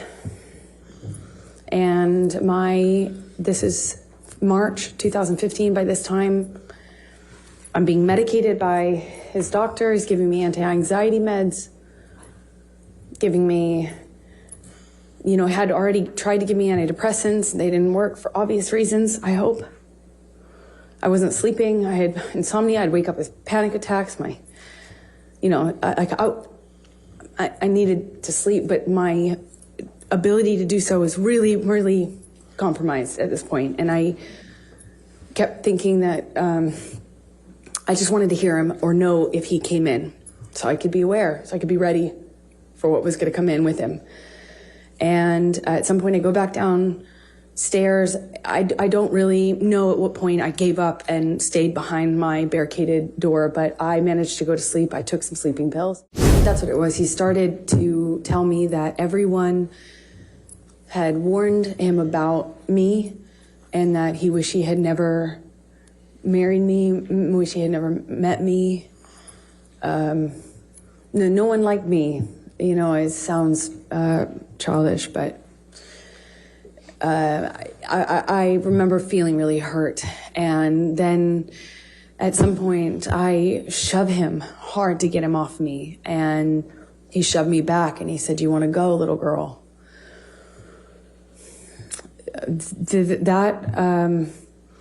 I couldn't, as I sit here today, tell you if that happened before he choked me up against the wall, but at some point, I am in a struggle with him where I'm holding his shirt lapel, and he kind of just flings me, for lack of a better way to describe it, throws me across the room. I land on a games table. It's like a ping pong table. And I don't know if I was holding on to him or if he pursued me separate, but he gets on top of me on the games table and is just whacking me in the face, like repetitive. We struggle on the games table. I don't know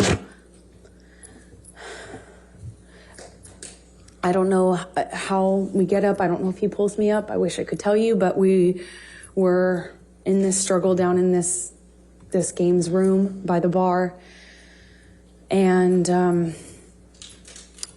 we had this conversation about the drinking, or argument about the drinking. And he holds up this bottle to me, and you know, I'm saying, did you drink this whole thing? Something stupid, focusing on this detail, and he is telling me that I can't control him anymore, and that if I really wanted to take it, and then he's like taunting me to take the bottle from him. If I really want him to stop, why don't I take it from him? Go on. All right, Mark, what do you got? Yeah, it's starting to get more honest in places now. Obviously, the stories are all over the place, and I'm not even going to get into that. There's disgust, there's disdain, and there's anger, and more delicate chin boss action there, around, which would suggest to me some real feelings there of disgust and disdain and anger and sorrow around no one liked me. You know, he wishes he'd never married me, never met me, and no one liked me. I think there is some true feeling that she has around that. And then she eye blocks, she turns away and says how childish it all is. And I think that's, you know, probably the most honest thing or the most insightful thing that has been said, because it truly is childish what's happening here, because I think we are seeing, in my opinion, something of this wounded child that's showing up now, this wounded child that feels nobody wants her, nobody loves her, nobody even likes her, and the pain of that. Now that's getting extrapolated potentially out into all kinds of behavior and all kinds of stuff that is very, very troublesome. But quite honestly, at the core of this is a real true pain for that little girl that's truly there at this point. Greg, what do you think?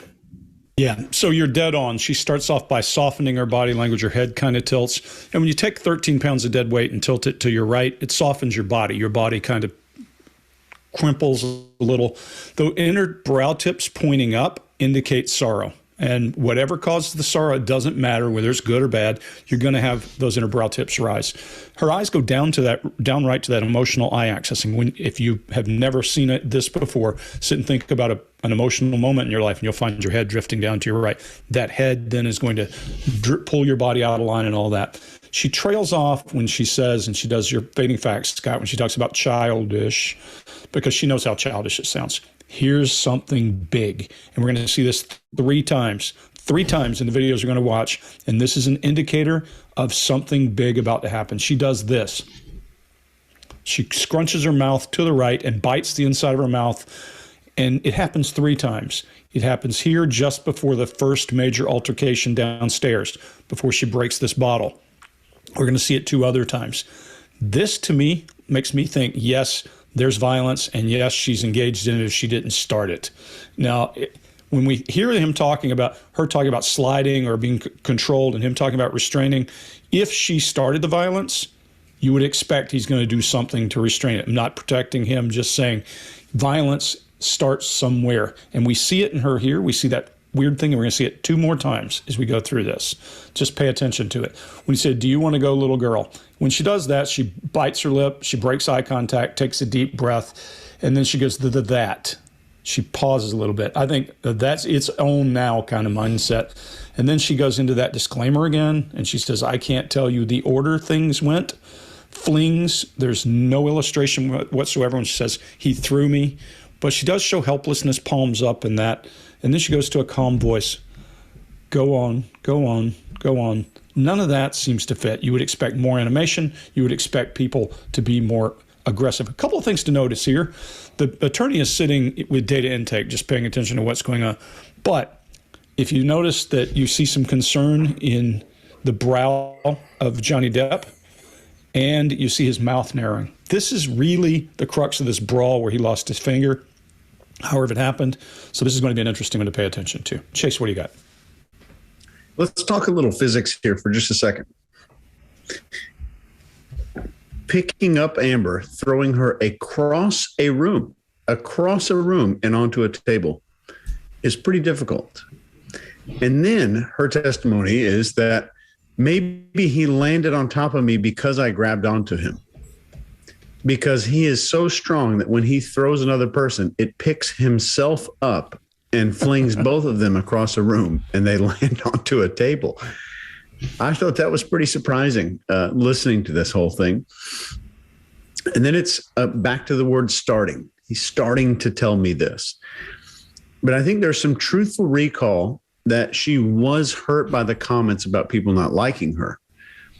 She's shifting to present tense again, right at the point where I shove him. She's saying, I shove him. And the conflicts in her memory are at the exact points when she wants to insert details about the timeline in the narrative. Then she's back to present. He throws me. I land, present tense, gets on top of me, whacking me in the face. We struggle, present tense. He holds up this bottle, present tense again, makes a mistake. He holds up this bottle. She's narrating as if she's the one holding it. She accidentally, I think, shifts into first person of the aggressor here. She's the one holding the bottle. And actually, she accidentally slips here and says, "Did you drink this whole thing?" He's not asking that of her. She's the one asking that of him, while I think she's the one holding this bottle. I don't think he's holding the bottle at all. I'll go out on a limb here. I think she's holding the bottle, and I think she's the one pressing him. Did you drink this whole thing? And she shifts back to present. He's taunting me to take the bottle, back to present tense. And there's a deceptive mix of truth with deception being the added violence here, in my opinion. And I think there's a blend of three things. We could call it a verbal braid. We could do it a French braid, maybe. It's a truth, half-truth, and deception, all being blended together so that it's hard to see where one stops and the other one starts. But I think if we're watching closely, listening to those shift in tenses, and we're listening to where these unusual gaps in memory and unusually detailed recall of memory are occurring, it's a pretty good bet that we're going to spot some of this stuff. But if you're seeing these rapid changes in facial expressions, like Scott was saying a minute ago, very, very unusual stuff. Scott, what do you think? Yeah, y'all covered most everything, so I'll go short on this one. But in the beginning, we're seeing plenty of disgust and contempt expressions. And disgust is the one you see when your nose is all wrinkly and your lips are sort of pursed and they come up like that. Sometimes your teeth will show if you've got a blend of emotions going there, like anger. We'll see that sometimes. Most of the time, her contempt shows up on the left side. I don't know why that is, but for most people, it's on the right side. I think it's the right side. But for hers, for some reason, it's on the left. She does some on the right, but a lot of it is on the left. That's the only asymmetric facial expression when you see something like that. The things she's talking about are the things that he said to her and about her that are negative. Again, she's the good person. He's the bad person. He's saying bad stuff about her. This personality type will not have that.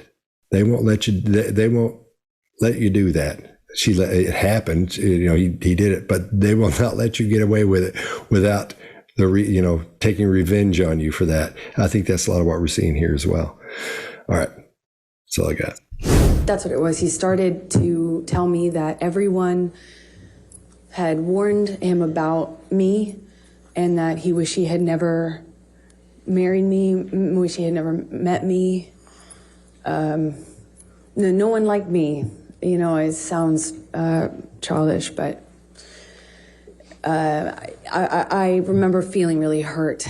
And then at some point, I shoved him hard to get him off me. And he shoved me back and he said, "Do you want to go, little girl?"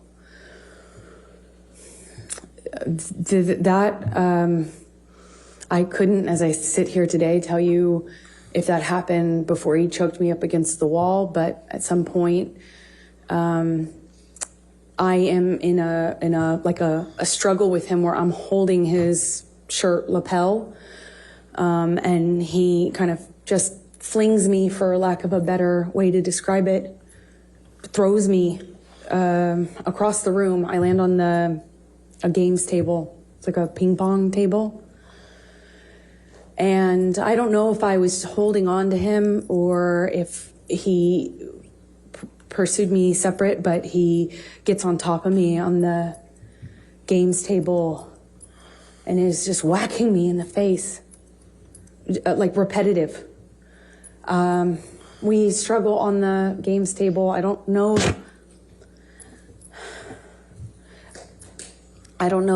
how we get up. I don't know if he pulls me up. I wish I could tell you, but we were in this struggle down in this games room by the bar. And we had this conversation about the drinking, or argument about the drinking, and he holds up this bottle to me, and I'm saying, did you drink this whole thing? Something stupid, focusing on this detail, and he is telling me that I can't control him anymore, and that if I really wanted to try, take it. And then he's like taunting me to take the bottle from him. If I really want him to stop, why don't I take it from him? Go on. And kind of gesturing with the bottle towards me. And like he does that 2 or 3 times. I reach for it, he'd revoke it, kind of laugh at me. And he's holding out the bottle. I think like maybe the 3rd time or so I get a hold of it. I pick it up and I slam it down on the ground right in between us. There's a tile floor, a white tile floor. And I smashed the bottle on the floor. And that really set him off. So stupid. Mark, what do you got? Yep, really simple. We've got childish teasing going on and then unmoderated anger going on. She says, so stupid. Again, you couldn't be more accurate, more correct about this. It's the most adult thing that's being said here, which is to do childish teasing around somebody who isn't going to moderate their anger. Both parties here, this is a really bad combination. And so, of course, we get what we get in this. We've got 2 people who are unmoderated and childish. They with somewhat of maybe an arrested development, or, you know, there's certain drugs that get taken or a lifestyle that gets led and not having people around to help with that moderation. It's a really bad combination. Anyway, that really sets him off, she says. Well, that's very unspecific, isn't it? What do you mean? What do you mean sets him off? What happens during that? So again, I don't like the unspecific nature of that, but I think what's being said here is actually very, very honest and perceptive about the situation that's going on. Scott, what do you think? All right, I'll talk about Johnny for a couple minutes. He's adapting in his chair. We talked about that in the last show, how he sways back and forth a little bit. And then when he touches his head, that's similar to when somebody kind of sneaks an adapter when they're talking about something they're uncomfortable or they're being put on point, and they'll talk and say, well, I'll tell you what I think about so-and-so. And an adapter is something used to get rid of that built-up stress and or tension. And when you push on your face right there and let go, you'll feel that muscle kind of relax in there. You feel your face relax. Or when you push on your chin or your mouth, those types of things. And his eyebrows shoot up with that exacerbated facial expression. That lets us know he's really uncomfortable with what she's saying. And the eyebrows also indicate the concern, along with his deep breath, that this really bothers him. So we can add those as adapters here as well. But overall, I think he's really ill at ease here. So I agree with you, Mark. I think this has probably got a lot of truth in it. Chase, what do you got? Got a lot of the same stuff. There's a lot of present tense here during very key points. I'll let you look at that. But there's also a shift to internal dialogue when her eyes move down and to her left. There's gaze aversion where she's looking away during very key points here. I'll let you take a look at what that is. But the emotional impact is perfectly timed with the eye contact to the jury. Perfectly timed so that she delivers to the camera, which is the jury. She delivers to the audience the exact emotional impact at the exact right time. And a lot of this is deviation. There's a lot of confirmation glances, unnecessary detail, and repetition of the word floor right here. So we see repetition to make sure that I'm forcing visuals into a person's head. I'm forcing this person to visualize or think of something or construct an image in their head. That's all I got. Greg, what do you got? Yeah, I'm not going to add much. I agree with you guys. She touches her face once as she's trying to change direction when she says that really set him off. And agree with you, Scott. Watching Johnny Depp, you can see he does a heavy inhale, heavy exhale, and hard eye contact. I associate that kind of with frustration. So I think that's what we're seeing. That's it. All right. And kind of gesturing with the bottle towards me. And like he does that 2 or 3 times. I reach for it, he'd revoke it, kind of laugh at me. And he's holding out the bottle. I think like maybe the 3rd time or so I get a hold of it. I pick it up and I slam it down on the ground right in between us. There's a tile floor, a white tile floor. And I smashed the bottle on the floor. And that really set him off. So stupid. I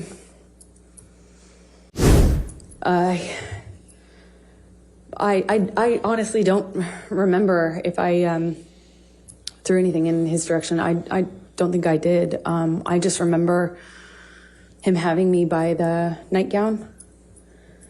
I remember him flailing me, throwing me around. I'm flailing.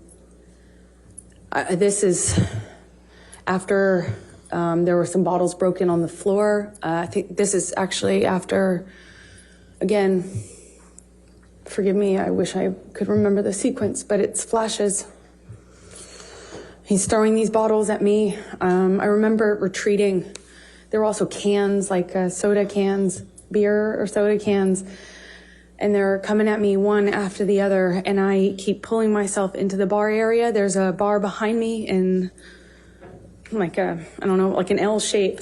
He's standing in the only way you can exit, so I'm kind of trapped in front of this sink, surrounded by bar on 3 sides with him in front of me-ish, kind of front off to the left, and he's throwing these bottles one after the other, and I can feel glass breaking behind me.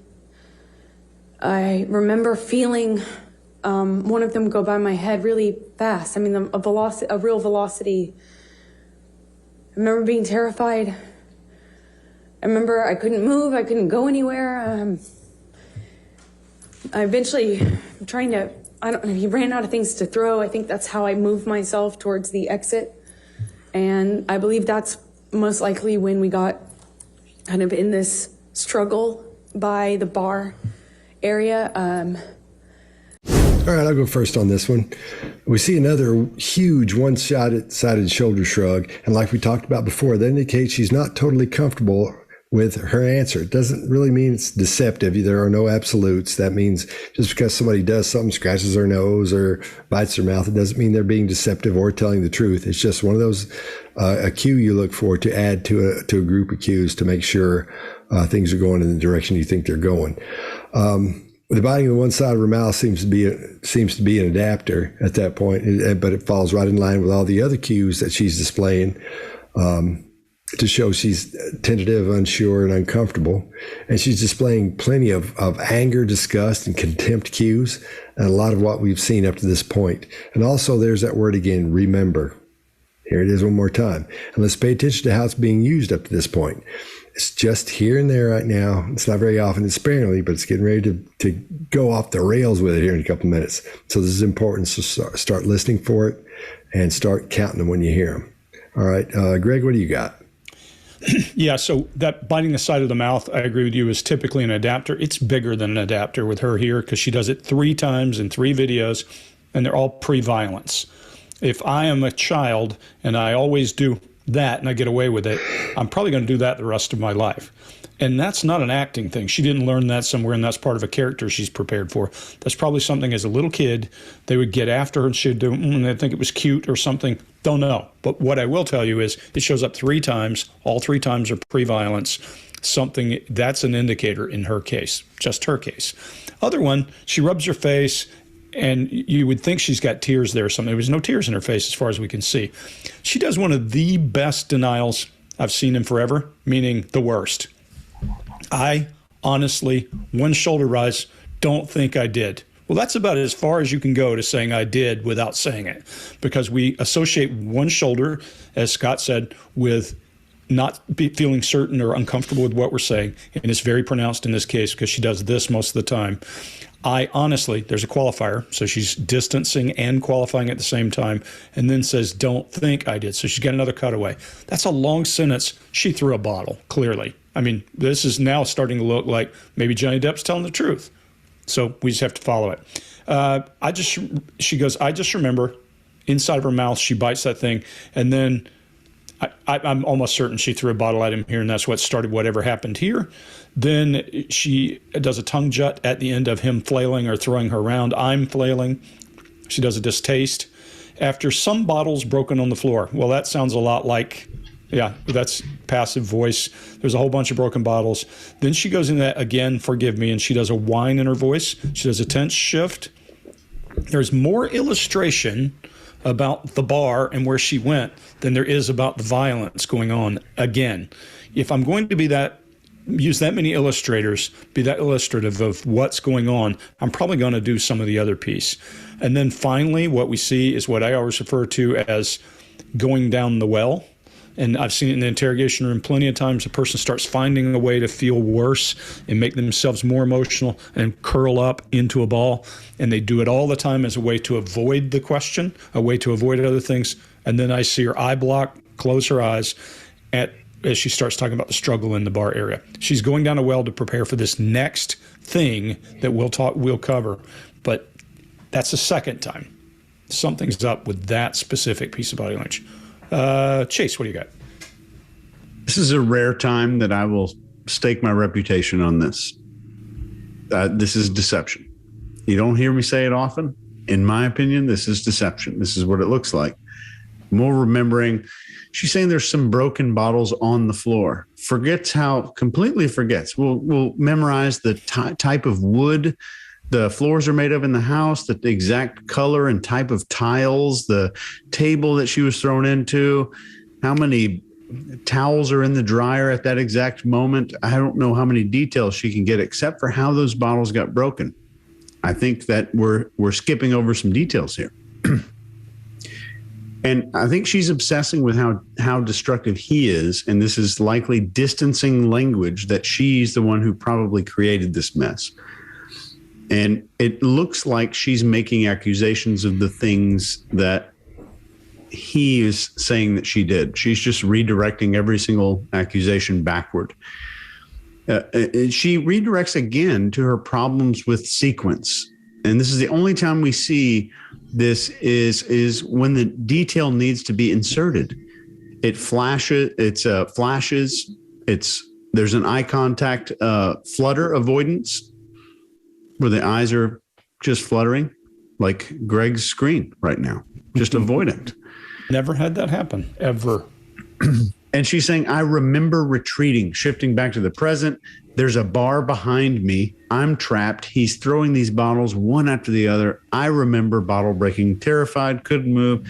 I believe that's when we got in the struggle.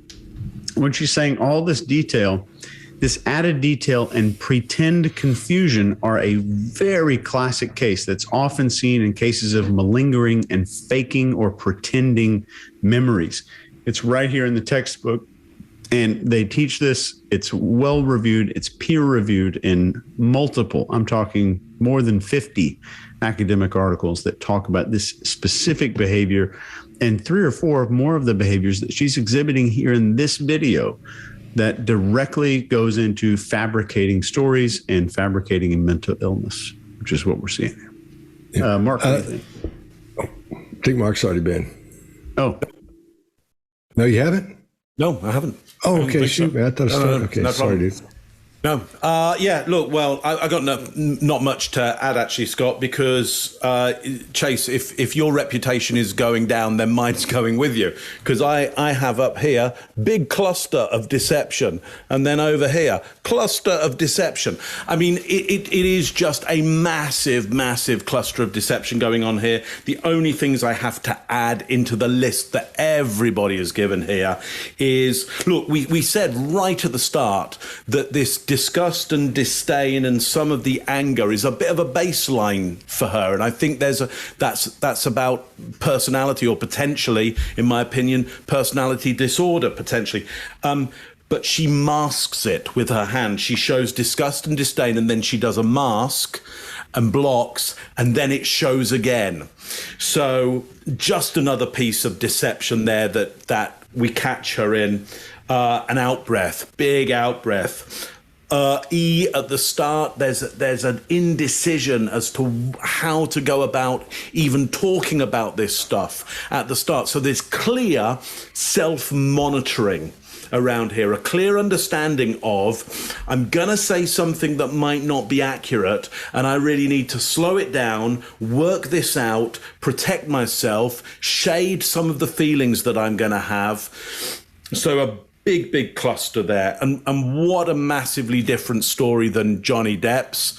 So there's nothing really that aligns about the two. Now, of course, one person could be lying and the other person could be telling the truth, okay? but they were both there at the same time, and there's zero, I would say, alignment about this story. Zero alignment, which is really odd. Huge deception. There, I'm going down with you, Chase. I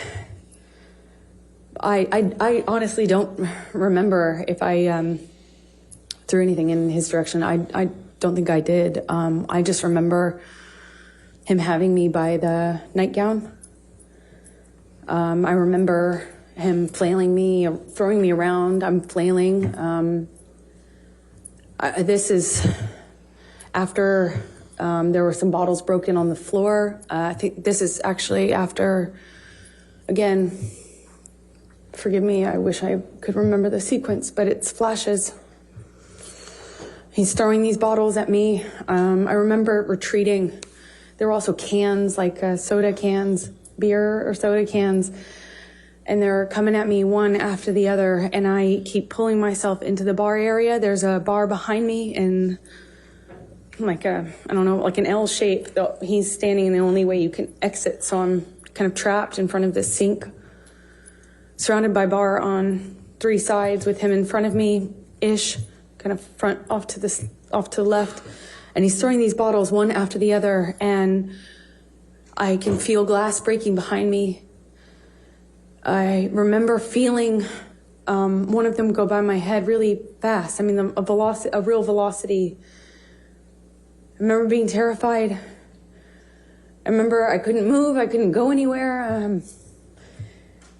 I eventually, he ran out of things to throw. I think that's how I moved myself towards the exit. And I believe that's most likely when we got kind of in this struggle by the bar area. I'm on the countertop. It had me by the neck, and he felt like he was on top of me, and I'm looking at him in his eyes, and I don't see him anymore. I don't see him anymore. It wasn't him. It was black. I've never been so scared in my life. It was black. I couldn't see him, and he was looking at me, and I was trying to get through to him. I was trying to say to him in some way that it was me. I was trying to get through to Johnny, and I couldn't see him. I couldn't see him at all.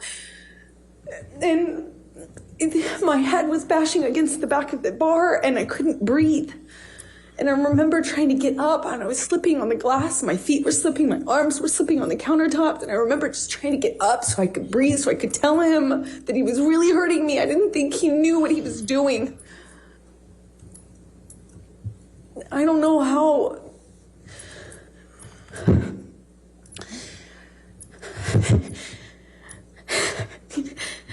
Sorry.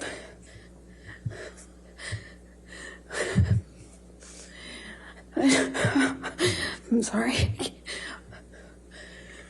I couldn't breathe. Please. I don't know. Please, I don't want to do this. I don't want to do this.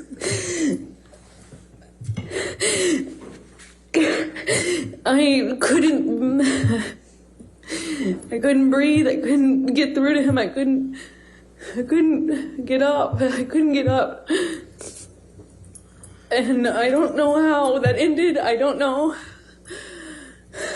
how. I don't know what happened next. I don't understand this.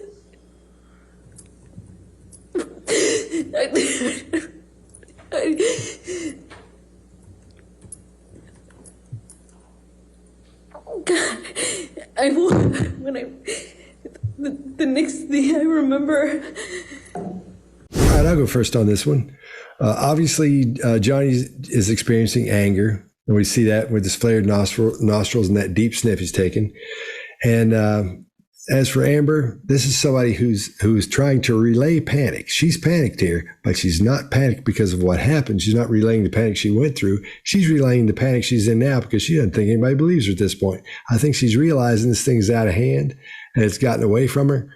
And she's panicked because, like Greg is, because the jury isn't buying it as she tries to create this monster. That's why there's so many breaks in there. She doesn't know what to say. She's decided, I'm going in, man. I'm going to go in with all this crying and stuff, and it's not working. We're not seeing any tears. There's no runny nose, nothing like that at all.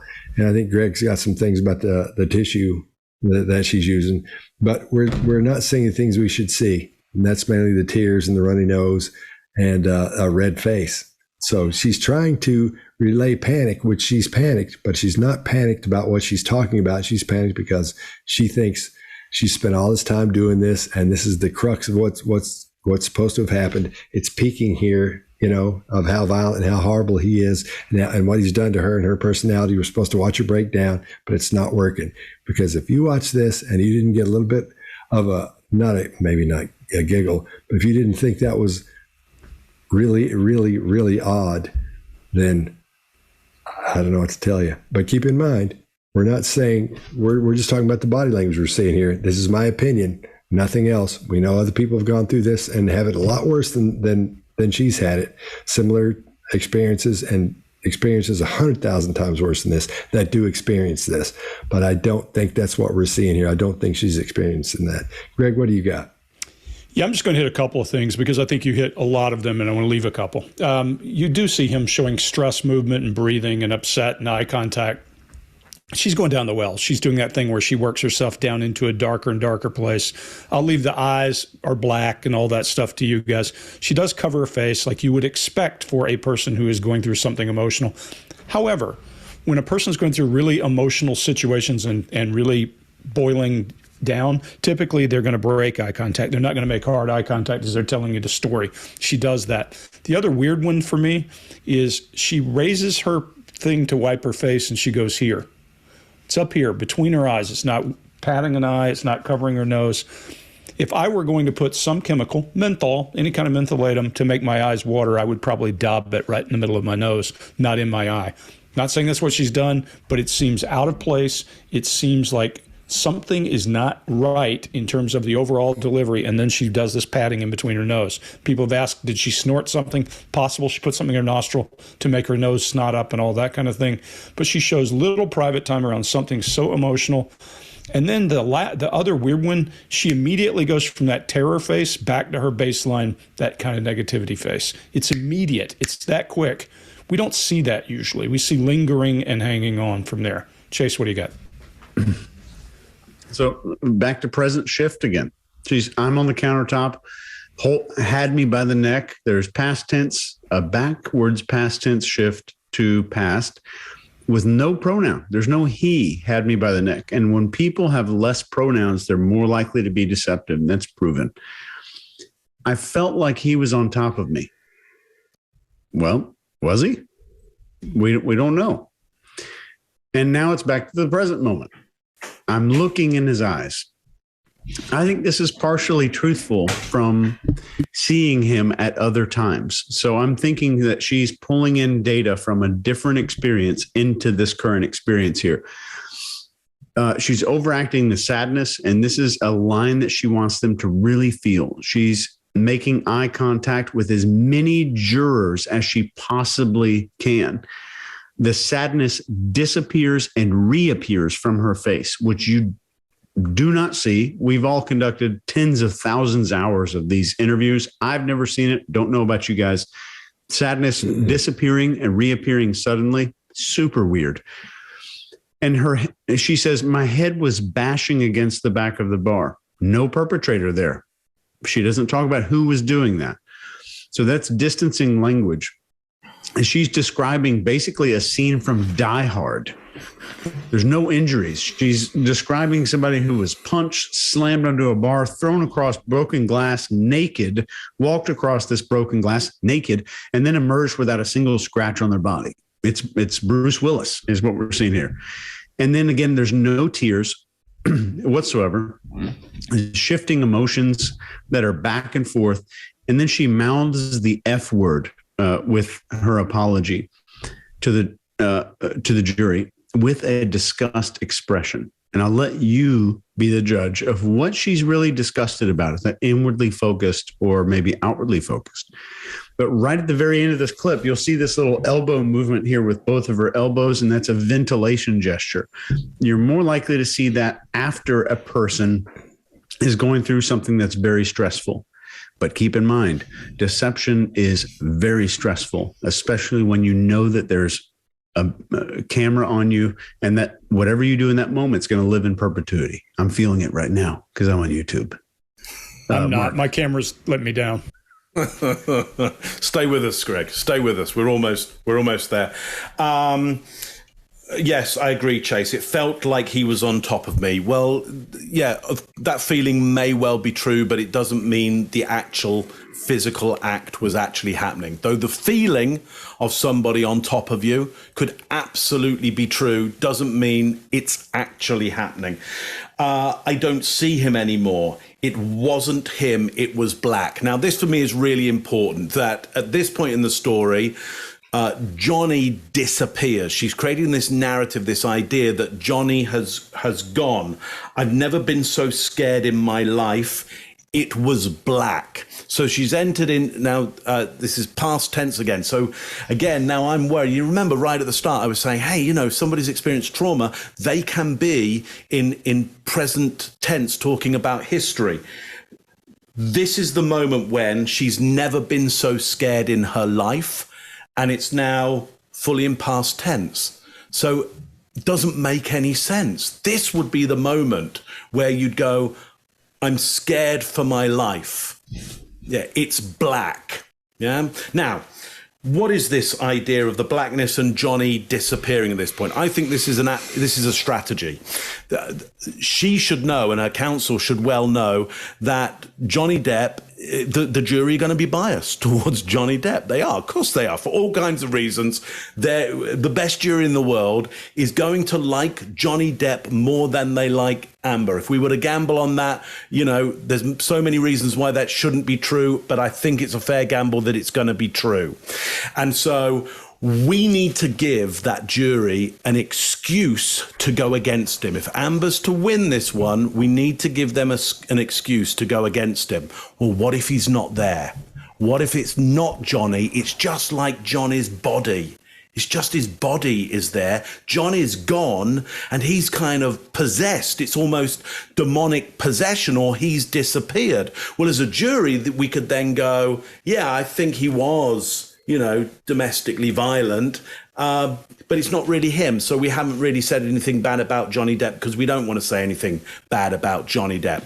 I think it's potentially a really smart tactic to try and get some kind of bias back from the jury and maybe the public as well. So interesting. But of course, I think what happens, because it's now in the world of demonic possession, it's now hit the level of horror movie, and she has to create this melodramatic story, melodramatic performance to make that horror movie level of, I looked into the blackness and Johnny was gone and all there was the abyss in front of me.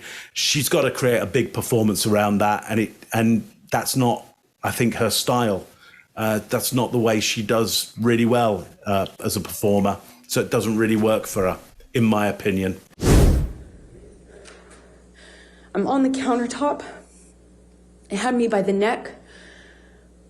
And he felt like he was on top of me. And I'm looking at it in his eyes. And I don't see him anymore. I don't see him anymore. It wasn't him. It was black. I've never been so scared in my life. It was black. I couldn't see him. And he was looking at me, and I was trying to get through to him. I was trying to say to him in some way that it was me. I was trying to get through to Johnny. And I couldn't see him. I couldn't see him at all. And my head was bashing against the back of the bar, and I couldn't breathe. And I remember trying to get up, and I was slipping on the glass. My feet were slipping, my arms were slipping on the countertop. And I remember just trying to get up so I could breathe, so I could tell him that he was really hurting me. I didn't think he knew what he was doing. I don't know how.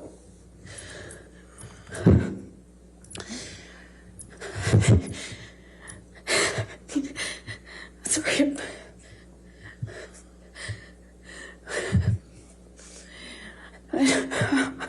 I'm sorry. I couldn't breathe. Please. I don't know.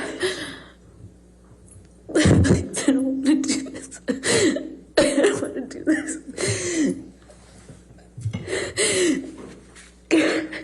I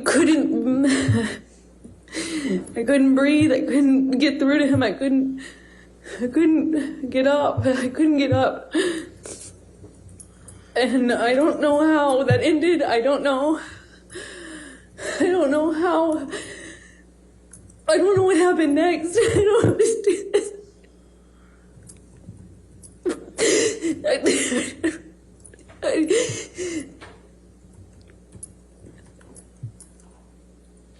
God,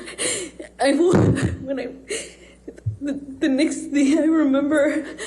All right, let's throw around the room and talk about in 30 seconds or less what we think is going on here, what we've seen up to this point, sort of a wrap up. Mark, you want to go first? Yeah, I can see all kinds of reasons why she could be being honest and all kinds of reasons why she could be being deceptive here. There is a huge cluster of deception around that really important story about the bottle and then this melodramatic horror movie at the end. I don't like the smell of it. I don't like it at all. Chase.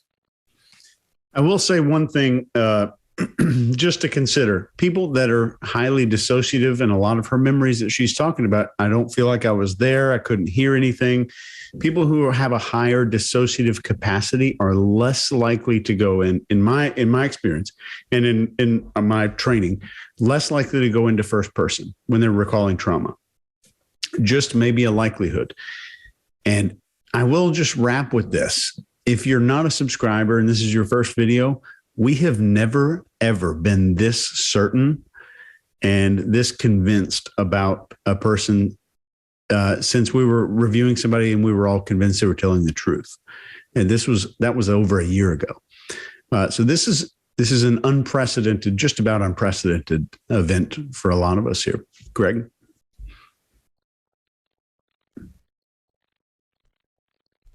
Ah, Mark. That feels like a bias, doesn't it? I saw it. Everybody go, oh, you did do that. You did that for Greg. You don't do that for Chase. It's funny. It showed up on my screen to say you're muted. So I got it at the same time. Yeah. So, look, what we're not saying is she's lying about every element of what she's doing. What we are saying is we looked at a good, solid baseline, and we looked at deviation in baseline, and she's storytelling. The storytelling got a little more elaborate as she went, and there were some really good indicators that something is going on in two of those very violent moments. If I go back and take my original premise, she is more demonstrative about having her feelings hurt than she is about being punched, dragged around, or flailed around, or flying around. Then we have to worry about which parts of those are real. And so for me to look at no slap indicators, no punch indicators, but a lot of indicators around throwing bottles and throwing cans and those things makes me think there's a hell of a lot of volatility. Don't know who started what, where it went to. But then when she does that one most pronounced, as far as I remember, did not throw a bottle, honestly, then I think, okay, well, maybe Johnny Depp talking about his hand on the bar and a bottle hitting him sounds a lot more practical. So she didn't win any friends or among this group. We are pretty certain there's deception at every turn. Scott, what do you got? Yeah, I agree with all you guys. And it seems like she was being more honest. We saw less deception when she had less movement, which is really odd as well.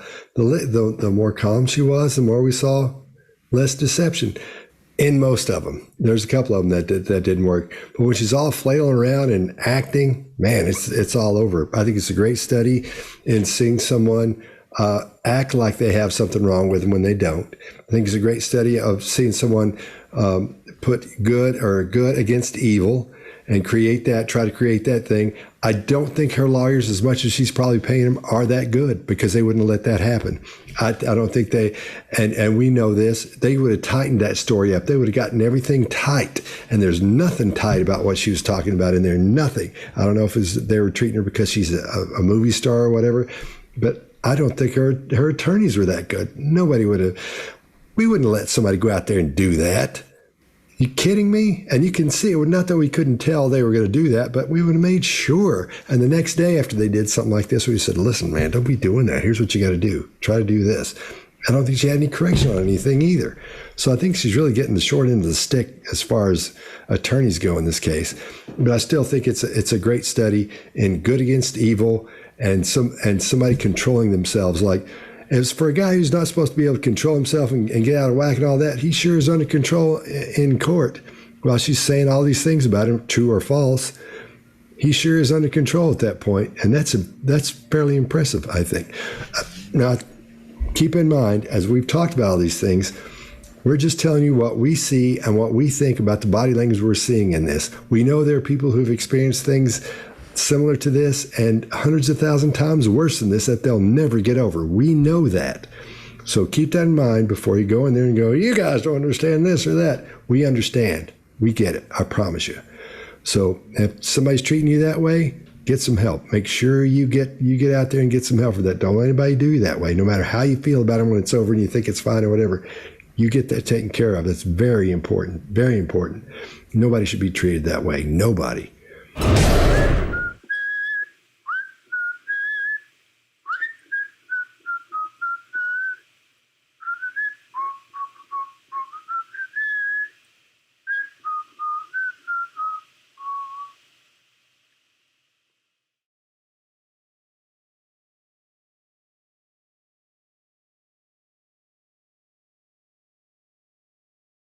Arbitration, no man, eso no se